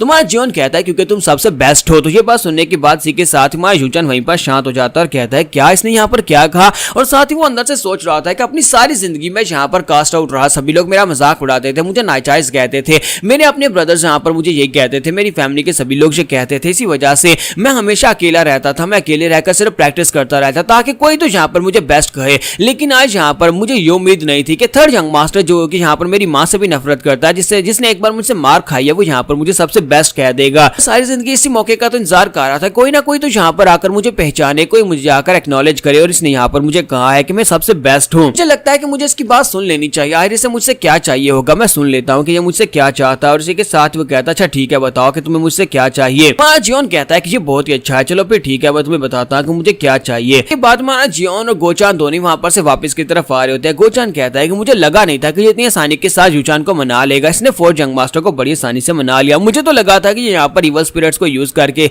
उसको बहुत ही बुरी तरह से टॉर्चर करने वाला ताकि वो इसकी बात मान जाए, लेकिन इसने यहाँ पर बड़ी आसानी के साथ मक्खन की तरह उसको मना लिया। इसने यूचान के सामने अपनी रियल आइडेंटिटी को भी शो होने नहीं दिया और उसे ये भी पता नहीं चलने दिया कि ये असली वाला थर्ड यंग मास्टर है ही नहीं। और साथ ही इसने यहाँ पर उससे ये बात निकाली कि मुझे यहाँ पर बेसिक सिखा दो। तुम्हारे जियोन ने वहां पर उसके सामने ये सारी बात किस तरह से की है हम लोग नेक्स्ट एपिसोड एपिसोड में देखेंगे, क्योंकि हमारे जियो ने वहां पर डायरेक्टली उससे बात इसलिए नहीं की कि अगर वो डायरेक्टली उसे कहेगा कि मुझे यहाँ पर मार्शल आर्ट्स के बेसिक सिखा दो तो यू चान को उसके ऊपर शक हो सकता है। तो यहाँ पर हम लोग अपने एपिसोड 28 का एंड करेंगे और नेक्स्ट एपिसोड में देखेंगे कि न्यू मून के मरने के बाद अब यहाँ पर बाकी के शामन जो है वो न्यू मून का बदला लेना चाहते हैं और न्यू मून को ढूंढ रहे हैं कि आखिर वो कहां पर चली गई है। तो गाइस कैसे हैं आप सब लोग ट्रू डीमन के एपिसोड 29 के साथ हाजिर हो। तो लास्ट एपिसोड के एंड पे हमने देखा था कि हमारा जियोन जो होता है वो यूचान को मना लेता है। तो वो यूचान को कैसे मनाता है, तो वो यूचान से कहता है कि अगर तुम्हें यहाँ पर सीक्रेट मैनुअल चाहिए तो बदले मेरी 3 रिक्वायरमेंट्स है, तुम्हें उन 3 रिक्वायरमेंट्स को पूरा करना होगा। तो यूचान कहता है अच्छा बताओ। तो इसी के साथ ही उसे कहता है कि मैनन मास्टर बनने के बाद सबसे पहली शर्त मेरी ये होगी कि तुम मुझे अकेला छोड़ दोगे, तुम मुझे डिस्टर्ब नहीं करोगे, मैं जो चाहे वो कर सकता हूँ। और दूसरी शर्त मेरी ये है कि तुम्हें यहाँ पर मुझे फाइनेंशियली सपोर्ट करना होगा, मुझे बहुत सारे पैसों की जरूरत पड़ेगी और तुम हर महीने जहां पर मुझे पैसे दोगे। तो ये बातें सुनने के बाद यूचान उसे कहता है कि मैं जहां पर तुम्हारी शर्त को तो मान सकता हूं, ठीक है, मैंने मास्टर बनने के बाद अगर तुम मुझे तंग नहीं करोगे मैं तुम्हें तंग नहीं करूंगा, तुम अकेले रह सकते हो जहां पर एक जंग मास्टर की तरह अपनी जिंदगी गुजार सकते हो और तुम्हें जहां पर हर महीने तुम्हारा अलाउंसेस मिलते रहेंगे। तो ये बात सुनने के बाद उसे कहता है कि अब बताओ कि तुम्हारी तीसरी शर्त कौन सी है। तुम्हारा जियोन उसे कहता है कि तीसरी शर्त मेरी यह है कि मैं जहां पर शर्मिंदा हूं ये बात कहते हुए, लेकिन मुझे लगता है कि तुम्हें जहां पर मुझे बेसिक्स के बारे में सिखाना होगा, मुझे मार्शल आर्ट्स के बेसिक्स जो है वो भूल चुके हैं, इसी वजह से तुम मुझे यहां पर दोबारा से मार्शल आर्ट्स के बेसिक सिखाओगे। तो ये बात सुनने के बाद यूचान हंसना शुरू कर देता और कहता है कि तुम वाकई में जहां पर उनको भूल चुके हो, चलो कोई बात नहीं, मैं जहां पर तुम्हें ये बेसिक्स भी सिखा दूंगा। तुम्हारे जियोन ने उसके सामने बात इस तरह से की, उसने यहां पर उसके जो बहुत ही जरूरी चीज चाहिए थी उसने वहां पर तीसरे पॉइंट के तौर पर वो बात की, जिसकी वजह से यूचान को उसके ऊपर बिल्कुल भी शक नहीं हुआ। उसे लगता है कि शायद इसे पैसों की जरूरत है और ये मेरे मैनर मास्टर बनने के बाद अकेले रहना चाहता है, इसी वजह से इसने पहली 2 शर्तें मुझे बताई हैं और उसने वो दोनों शर्तें मान ली और साथ इस बेसिक को सिखाने के बारे में भी उसने मान लिया। लेकिन असल में हमारे जियोन को तो वहां पर बेसिक्स ही सीखने थे और लेकिन उसने यहाँ पर उसे इस तरह से दिखाया कि जैसे ये जो बहुत ही उसकी जरूरत नहीं है, लेकिन वो सिर्फ और सिर्फ यहाँ पर दोबारा से उनको रिवाइज करवाना चाहता है। और उसके बाद हमारा जो फोर्थ जंग मास्टर होता है उसे वहां पर बेसिक्स के बारे में सिखाता है, जबकि हमारा जियोन जो होता है उसके पास उस सीक्रेट मैनुअल के अंदर जो पन्ने वेस्ट हो चुके हैं जो उसने फाड़ दिए थे उन पन्नों के बारे में उसे वहां पर लिख कर बताता है। उसे सब कुछ बताता है कि यहाँ पर ये सब कुछ था वो जो उसने अपनी मेमोरीज के अंदर स्टोर किया होता है। यहीं पर वापस आते हुए गोचान उसे कहता है कि थर्ड जंग मास्टर क्या आपको वाकई में लगता है कि ये सेफ रहेगा? आपने उसे वहां पर मार्शल आर्ट्स का सीक्रेट मैनुअल दे दिया, सीक्रेट मैनुअल के अंदर जो कुछ भी था वो सब कुछ आपने उसको दे दिया, लेकिन आप यहाँ पर किसी के ऊपर इतनी आसानी से भरोसा तो नहीं करते।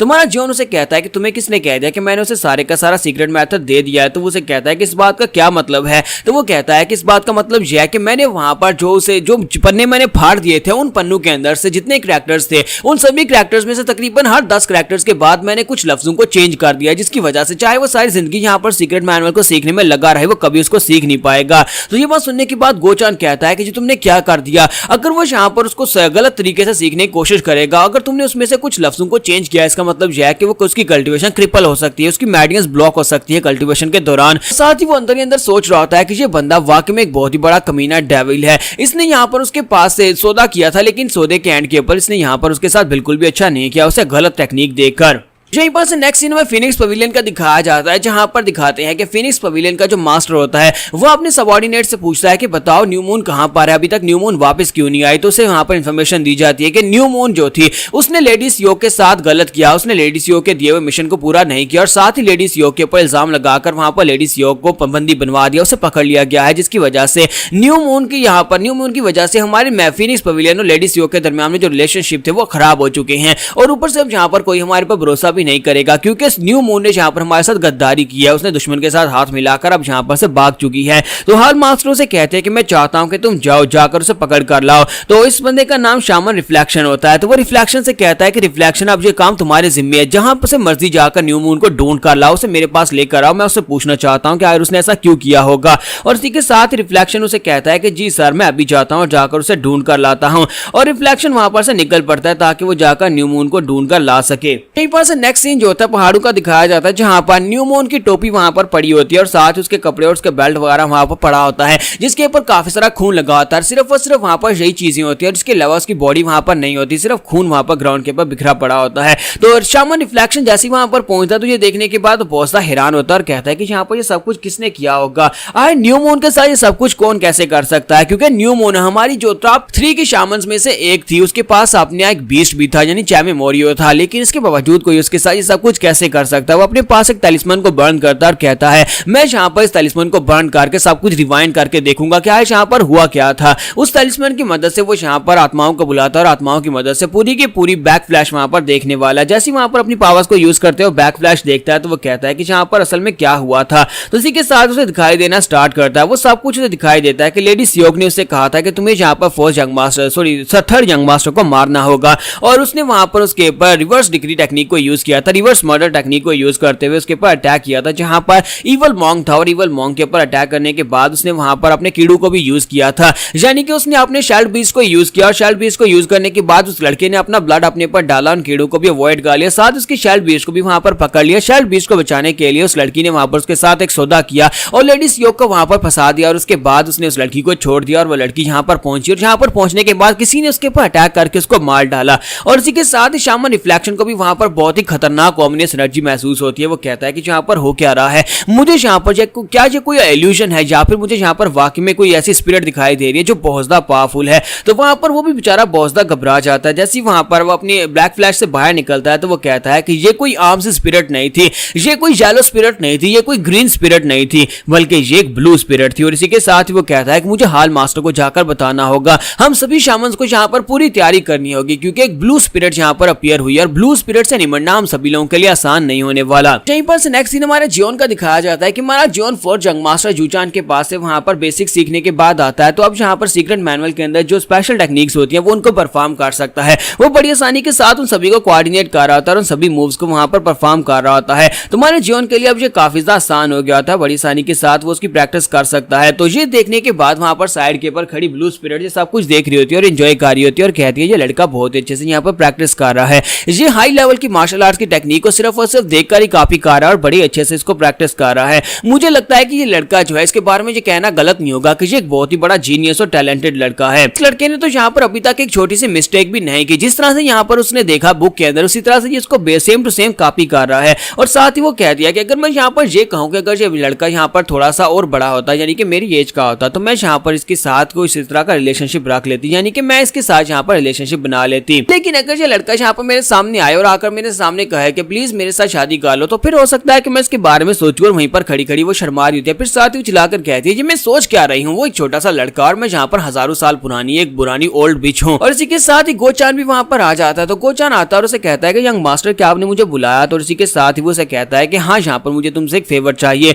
तो गोचान कहता है बताएं आपको क्या चाहिए? तो वो उसे कहता है कि मैं यहाँ पर चाहता हूँ कि तुम मेरे लिए हाउ फैक्शन के पास जाओ, जाकर उनके पास इन्फॉर्मेशन निकलवा कर लाओ। और वो उसे अपने पास एक टोकन देता है और उस टोकन के ऊपर एक स्पेशल साइन बना होता है। वो उसे कहता है कि जाओ उनके पास जाकर इन्फॉर्मेशन लेकर आओ। तुम्हारे गोचान को दिखाता है कि वो हाउ फैक्शन की एक ब्रांच में आता है, वहां पर आकर बैठा होता है अपने हाथ में उस पर्ची को लेकर जिसके ऊपर वो स्पेशल निशान बना होता है। तो वो कहता है कि जहां पर मास्टर ने मुझे इन्फॉर्मेशन निकालने के लिए भेजा है कि मुझे जहां पर इस निशान की इन्फॉर्मेशन निकलवानी है, लेकिन क्या पता यहाँ पर ये इन्फॉर्मेशन दे भी पाते हैं या नहीं, क्योंकि हाउ फैक्शन की ये वाली ब्रांच एक बहुत ही छोटी सी ब्रांच है। लोग इतने ज्यादा स्किल्ड भी नहीं है, लेकिन क्योंकि ये हाउ फैक्शन की मेन ब्रांच के साथ जुड़े हुए हैं तो हो सकता है कि ये लोग इन्फॉर्मेशन निकाल कर दे सके। फिर साथ ही वो सोच रहा था कि मैं यहाँ पर ये क्या सोच रहा हूँ, मैं यहाँ पर ये किस तरह से सोच रहा हूँ, क्या मैं यहाँ पर थर्ड यंग मास्टर का कुत्ता बन गया? बिल्कुल उसी की तरह सोच रहा हूँ जैसे यहाँ पर एक पालतू कुत्ता सोचता है। ऐसा पहले बिल्कुल भी नहीं था, कहीं ऐसा तो नहीं है कि मैं यहाँ पर बदल गया हूँ या फिर मैंने वाकई में थर्ड यंग मास्टर को अपना मास्टर मान लिया है। यहाँ पर हम लोग अपनी एपिसोड 29 का एंड करेंगे और नेक्स्ट एपिसोड में देखेंगे कि इस निशान के बारे में गोचान को क्या इन्फॉर्मेशन मिल पाएगी और ये निशान किस बारे में है। तो एपिसोड की एक्सप्लेनेशन अच्छी लगी हो तो वीडियो को लाइक करना मत भूलिएगा। Thank you. तो गाइस कैसे हैं आप सब लोग? ट्रू डीमन के एपिसोड 30 के साथ हाजिर हो। तो लास्ट एपिसोड के एंड पे हमने देखा था हमारा जियोन जोता पेपर के ऊपर एक निशान बनाकर गोचान को भेजता है कि वो हाउ फैक्शन के लोगों के पास जाकर इन्फॉर्मेशन निकलवा कर लाए। तो वो हाउ फैक्शन के अड्डे के ऊपर पहुंच जाता है, वहां पर बैठकर सोच रहा था कि मैं यहाँ पर यंग मास्टर जियोन का कहीं पालतू कुत्ता तो नहीं बन गया, मैं यहाँ पर इतना लॉयल कैसे हो गया, मैं उसकी सारी बातें मानता हूँ और साथ ही मुझे उसकी फिक्र भी होती रहती है, लेकिन ऐसा कैसे हो सकता है। फिर साथ ही वो सोच रहा था कि मेरी सारी जिंदगी में यहाँ पर बिल्कुल बेकार इंसान था, मुझे लगता है कि सिर्फ और सिर्फ इसी वजह से मैं ये सब कुछ कर रहा हूं। तो वो कहता है मेरी जिंदगी में कभी मेरा कोई मकसद था ही नहीं, मेरे बचपन में मेरे पेरेंट्स ने मुझे बेच दिया था क्योंकि मेरे पेरेंट्स मुझे पाल नहीं सकते थे, इसी वजह से मुझे एक असैसिन ग्रुप को बेच दिया गया और वहां पर मुझे असैसिन बनने के लिए ट्रेनिंग दी गई। लेकिन वहां पर पता चला कि मेरे पास टैलेंट्स नहीं है, जब मेरे पास वहां पर टैलेंट्स नहीं थे तो मुझे वहां पर से भी निकाल दिया गया। लेकिन सेम टाइम के ऊपर गार्ड कैंप जो थे वो रिटायर हो रहे थे और उनके रिटायर होने के साथ उन्हें यहाँ पर एक नौकर की जरूरत थी, इसी वजह से मुझे अपने साथ अपना सर्वेंट बनाकर ले आए। मुझे पता था कि वो कभी भी यहाँ पर मुझे अपने डिसाइपल की तरह ट्रीट नहीं करने वाले, या फिर किसी एक अच्छे मालिक की तरह ट्रीट नहीं करने वाले, क्योंकि मुझे यूज करना चाहता था। इसी वजह से मुझे यहाँ पर उसके मरने का बिल्कुल भी अफसोस नहीं हुआ। लेकिन उसके बाद से अब यहाँ पर थर्ड यंग मास्टर के साथ मैं हूँ। मुझे ये भी पता है कि वो भी कोई अच्छा इंसान नहीं है, लेकिन पता नहीं क्यों मुझे ऐसा लगता है जैसे अगर मैं उसके साथ वफादार रहूंगा तो मुझे यहाँ पर कुछ अचीव हो सकता है। मेरी जिंदगी तो इसी तरह यहाँ पर खत्म हो जाएगी। मैं यहाँ पर एक मास्टर को सर्व करते करते इसी तरह मर जाऊंगा। मुझे बस एक ही बात का डर लगता है कि कोई यहाँ पर मुझे बेकार समझकर छोड़ ना दे, कम से कम कोई मुझे यहाँ पर इस्तेमाल करता रहे। मुझे इसी बात की खुशी है। और इसी के साथ ही वहीं पर बैठा बैठा सोच रहा होता है, साथ ही सोचते सोचते घबरा जाता है और कहता है कि वो डिमोनिक कल्टीवेटर जो है, यानी कि स्पेशली जियोन जो है, वो किसी वक्त खुद ही यहाँ पर मुझे मार डाले तो ये मेरे लिए ज्यादा बुरा रहेगा। इसी के साथ ही दिखाते हैं कि हाउ फैक्शन का मास्टर जो होता है वहां पर से निकल कर आ रहा था। वो अपने साथ एक लड़की भी लेकर आता है और उसने वहां पर काफी ज्यादा पी रखी होती है। वहां पर आने के बाद से कहता है कि कस्टमर प्लीज माफ करना कि मैंने जहां पर तुम्हें वेट करवा दिया। तो इसी के साथ ही हमारे पास गोचान वहां पर सोच रहा था कि इस बेकार आदमी को देखो, ये मुझे क्या इन्फॉर्मेशन देगा। दिन दहाड़े यहाँ पर पीकर टल्ली हो चुका है और एक लड़की के साथ मजे कर रहा है। और इसी के साथ वो लड़की को लेकर वहां पर बैठ जाता है। जैसे वहां पर बैठ जाता है उसे कहता है, क्या तुम देख रहे हो, ये लड़की मेरी नई एस्कॉर्ट है, ये बहुत ज्यादा खूबसूरत है ना, आज रात में इसके साथ मजे करने वाला हूँ। जबकि हमारा गोचान उसे कहता है कि बकवास बंद करो, इस लड़की को यहाँ पर से भेजो। तो वो कहता है कोई बात नहीं, हम इसके सामने बात कर सकते हैं। जबकि गोचान चलाकर उसे कहता है अपनी बकवास बंद करो, इस लड़की को यहाँ पर से बाहर भेजो। और इसी के साथ ही वो कहता है अच्छा ठीक है, मैं इस लड़की को भेज देता हूँ। वो उस लड़की से कहता है कि ठीक है डार्लिंग, तुम जा सकती हो। जैसे वो उठकर जाने लगती है, वो उसकी शरीफ के ऊपर स्पैंक करता है और कहता है कि ये तुम्हें याद दिलाता रहेगा कि हम लोग अभी थोड़ी देर बाद यहाँ पर मजे करने वाले हैं। तो गोचान वहां पर गुस्से के साथ टेबल पर पंच मारता और कहता है कि मैंने कहा कि बकवास बंद करो, ये सब कुछ अपने गंदे काम बाद में करना, पहले यहाँ पर टास्क के ऊपर फोकस करो। इसी के साथ ही दिखाता है कि वो लड़की जैसे उठकर खड़ी होती है, वो मोटू के मुंह के ऊपर थप्पड़ दे मारती है और गोचान भी इस बात से काफी ज्यादा हैरान हो जाता है। और इसी के साथ ही वो लड़की कहती है मुझे लगता है कि बस बहुत हो गया, मुझे यहाँ पर और ज्यादा नौटंकी नहीं करनी। और इसी के साथ ही वो वहां पर से पीछे की तरफ घूमती है, अपने सर के ऊपर से विग उतारती है। जब वो विग उतारती है फिर साथ ही वहां पर से पीछे की तरफ एक जंप लगाती है। वो पीछे की तरफ बैक फ्लिप करते हुए उस मोटे आदमी के सर के ऊपर हाथ रखती है और उसकी गर्दन को पीछे की तरफ मोड़ देती है। वो उस मोटू को वहीं पर मार डालती है। उसके मरने के बाद पीछे की तरफ जंप करती है। फिर साथ ही दिखाते हैं गोचान को अपनी तलवार निकालता और कहता है कौन हो तुम और यहाँ पर क्या कर रही हो। जैसे वो अपनी तलवार निकालता है वो लड़की टेबल को किक मारती है और उसके ऊपर फेंक देती है। और जैसे टेबल सामने से हट रहा था, इसी के साथ ही वो लड़की अपने पास से कुछ नीडल्स निकालती है और नीडल्स को निकालकर उसकी तरफ फेंक देती है। वो सभी नीडल्स उसकी बॉडी के अंदर जाकर मेडियन पॉइंट्स के ऊपर लगते हैं, जिसकी वजह से वो वहीं पर हैंग हो जाता है। लेकिन वो उस टेक्निक को पहचानता है। वो कहता है कि ये टेक्निक, इस टेक्निक को तो मैं यहाँ पर जानता हूँ। और वो लड़की जो होती है उसे कहते हैं कि तुमने तो मुझे कुछ ज्यादा यहाँ पर डिसअपॉइंट कर दिया। ये मत कहना कि तुम यहाँ पर मुझे पहचानते भी नहीं हो। असैसिन नंबर 86, यहाँ पर इन सभी असैसिन्स को नंबर दिए जाते हैं और यहाँ पर गोचान का असैसिन नंबर जो था वो 86 था। तो उसे कहती है मिस्टर गोचान कैसे हो तुम। तो ये लड़की जो होती है इसका नाम हा चायरिन होता है। और गोचान में बताता है कि हा चायरिन कौन है। हा चायरिन जो है ये असल में उनकी जो फ्लाइंग असैसिन स्क्वाड है, फ्लाइंग असैसिन स्क्वाड का जो लीडर है उस लीडर की पोती है। इसी वजह से ये काफी ज्यादा एरोगेंट है और काफी ज्यादा अजीब भी है। इसके साथ ही वो बताता है कि उनके सेक्टर के अंदर जो उनका असैसिन सेक्टर है उसके अंदर वहां पर एक रूल है जिसे 100 किल रूल कहा जाता है।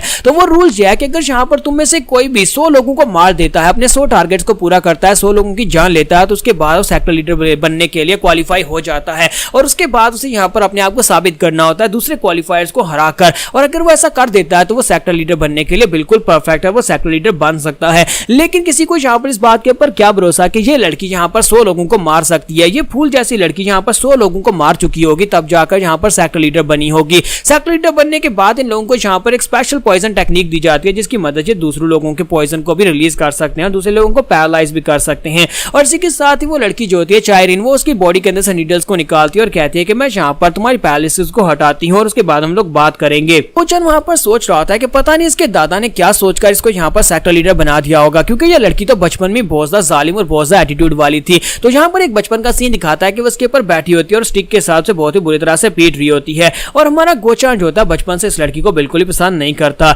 और इसी के साथ ही दिखाते हैं कि वो लड़की जो होती है वहां पर उसके सामने खड़ी होती है और वो कहता है कि पहले ये कितनी छोटी थी और अब यहाँ पर इसके कितने बड़े हो गए हैं। साथ ही वहां पर उसकी तरफ देखकर शर्मा रहा होता है, जबकि इसी के साथ ही उसके माथे के ऊपर लगी हुई नीडल को निकालती है और कहती है कि लो मैंने यहाँ पर तुम्हें बिल्कुल पहले जैसा कर दिया, अब तुम पैरालाइज नहीं हो। गोचान उसे कहता है कि मिस तुम्हारा बहुत बहुत शुक्रिया, जबकि वो उसे कहती है कि मैं सेक्टर लीडर हूँ, तुम्हें यहाँ पर मुझे सेक्टर लीडर कहना चाहिए। और इसी के साथ ही उसे कहती है कि जबकि मैं सेक्टर लीडर हूँ तो क्या तुम यहाँ पर मेरी रिस्पेक्ट नहीं करोगे। तो उसे कहती है क्या तुम यहाँ पर इसी तरह से अपने सेक्टर लीडर की रिस्पेक्ट करने वाले हो, क्या तुम मेरे सामने झुककर मेरी तारीफ नहीं करोगे। और इसी के साथ ही गोचान वहीं पर उसके सामने बैठ जाता और कहता हाँ क्यों नहीं सेक्टर लीडर, मैं यहाँ पर आपकी रिस्पेक्ट जरूर करूंगा। तो इसी के साथ ही मिस चायरिन उसे कहती है कि ये तो बहुत ही अच्छी बात है कि मुझे यहाँ पर तुम मिल गए, मैं तो यहाँ पर इंतजार कर रही थी फर्स्ट जंग मास्टर मास्टर का। तो गोचान उसे कहता है कि इस बात का क्या मतलब है। तो वो कहती है कि मैं यहाँ पर एक वैसा लड़की बनकर आई थी ताकि मैं यहाँ पर फर्स्ट सन के साथ उनकी मॉक फैमिली में घुस सकूं। मैंने सुना है कि इस फैमिली का फर्स्ट जंग मास्टर जो है वो काफी ठरकी इंसान है और मुझे अपने साथ वहां पर ले जाता, लेकिन अब जबकि तुम यहाँ पर तो तुम मुझे बड़ी आसानी से वहां पर अंदर लेकर जा सकते हो। तो वो कहता है हाँ क्यों नहीं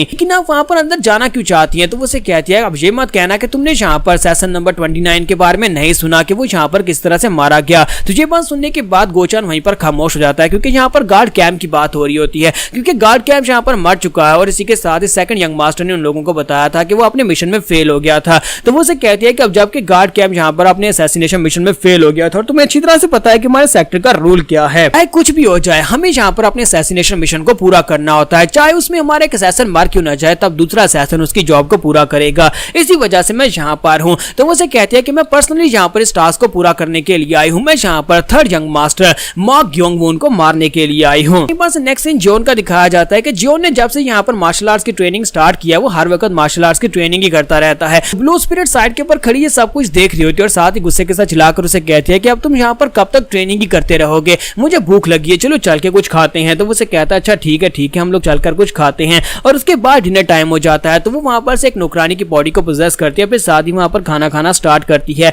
तो वो उसकी बॉडी को पोजेस करके वहां पर खाना खा रही थी, जबकि हमारा जॉन उसके सामने बैठकर वहां पर एक बुक पढ़ रहा होता है। हमारा जॉन उसे कहता है कि लगता है कि तुम्हें खाने का काफी ज्यादा शौक है। तो वो कहती है हाँ मुझे खाना बहुत ज्यादा पसंद है। तो हमारी जिंदगी में एक ही तो ज्यादा मजे की चीज होती है कि हम लोग यहाँ पर टेस्टी खाने खा सकते हैं। तो हमारा जॉन सोच रहा था कि मैंने यहाँ पर इसे नौकरानी की बॉडी को पोजेस करने दिया ताकि यहाँ पर ये खाना खा सके, और कब से पिछले 3 दिन से यहाँ पर बार बार इस लड़की की यानी इस नौकरानी की बॉडी के ऊपर कब्जा कर लेती है और यहाँ पर खाना खाना शुरू कर देती है। और इसी के साथ इस बेचारी की बॉडी के ऊपर साइड इफेक्ट्स आना शुरू हो जाते हैं। तो वो कहती है कि ये क्या, मुझे लगता है कि ये बेकार लड़की ये बहुत ज्यादा कमजोर है, ये मेरी स्पिरिट की पावर को यहाँ पर अपनी बॉडी के अंदर कंटेन नहीं रख पा रही। अगर मैं यहाँ पर इसकी बॉडी के अंदर और ज्यादा रही तो इसकी बॉडी यहाँ पर रॉट हो जाएगी और ये लड़की मर जाएगी। और ब्लू स्पिरिट जो होती है उसकी बॉडी के अंदर से बाहर निकल आती है और कहती है कि लगता है कि मुझे यहाँ पर अगर किसी की बॉडी को पोजेस करना है तो मुझे यहाँ पर किसी हाई लेवल के बंदे की बॉडी की जरूरत पड़ेगी।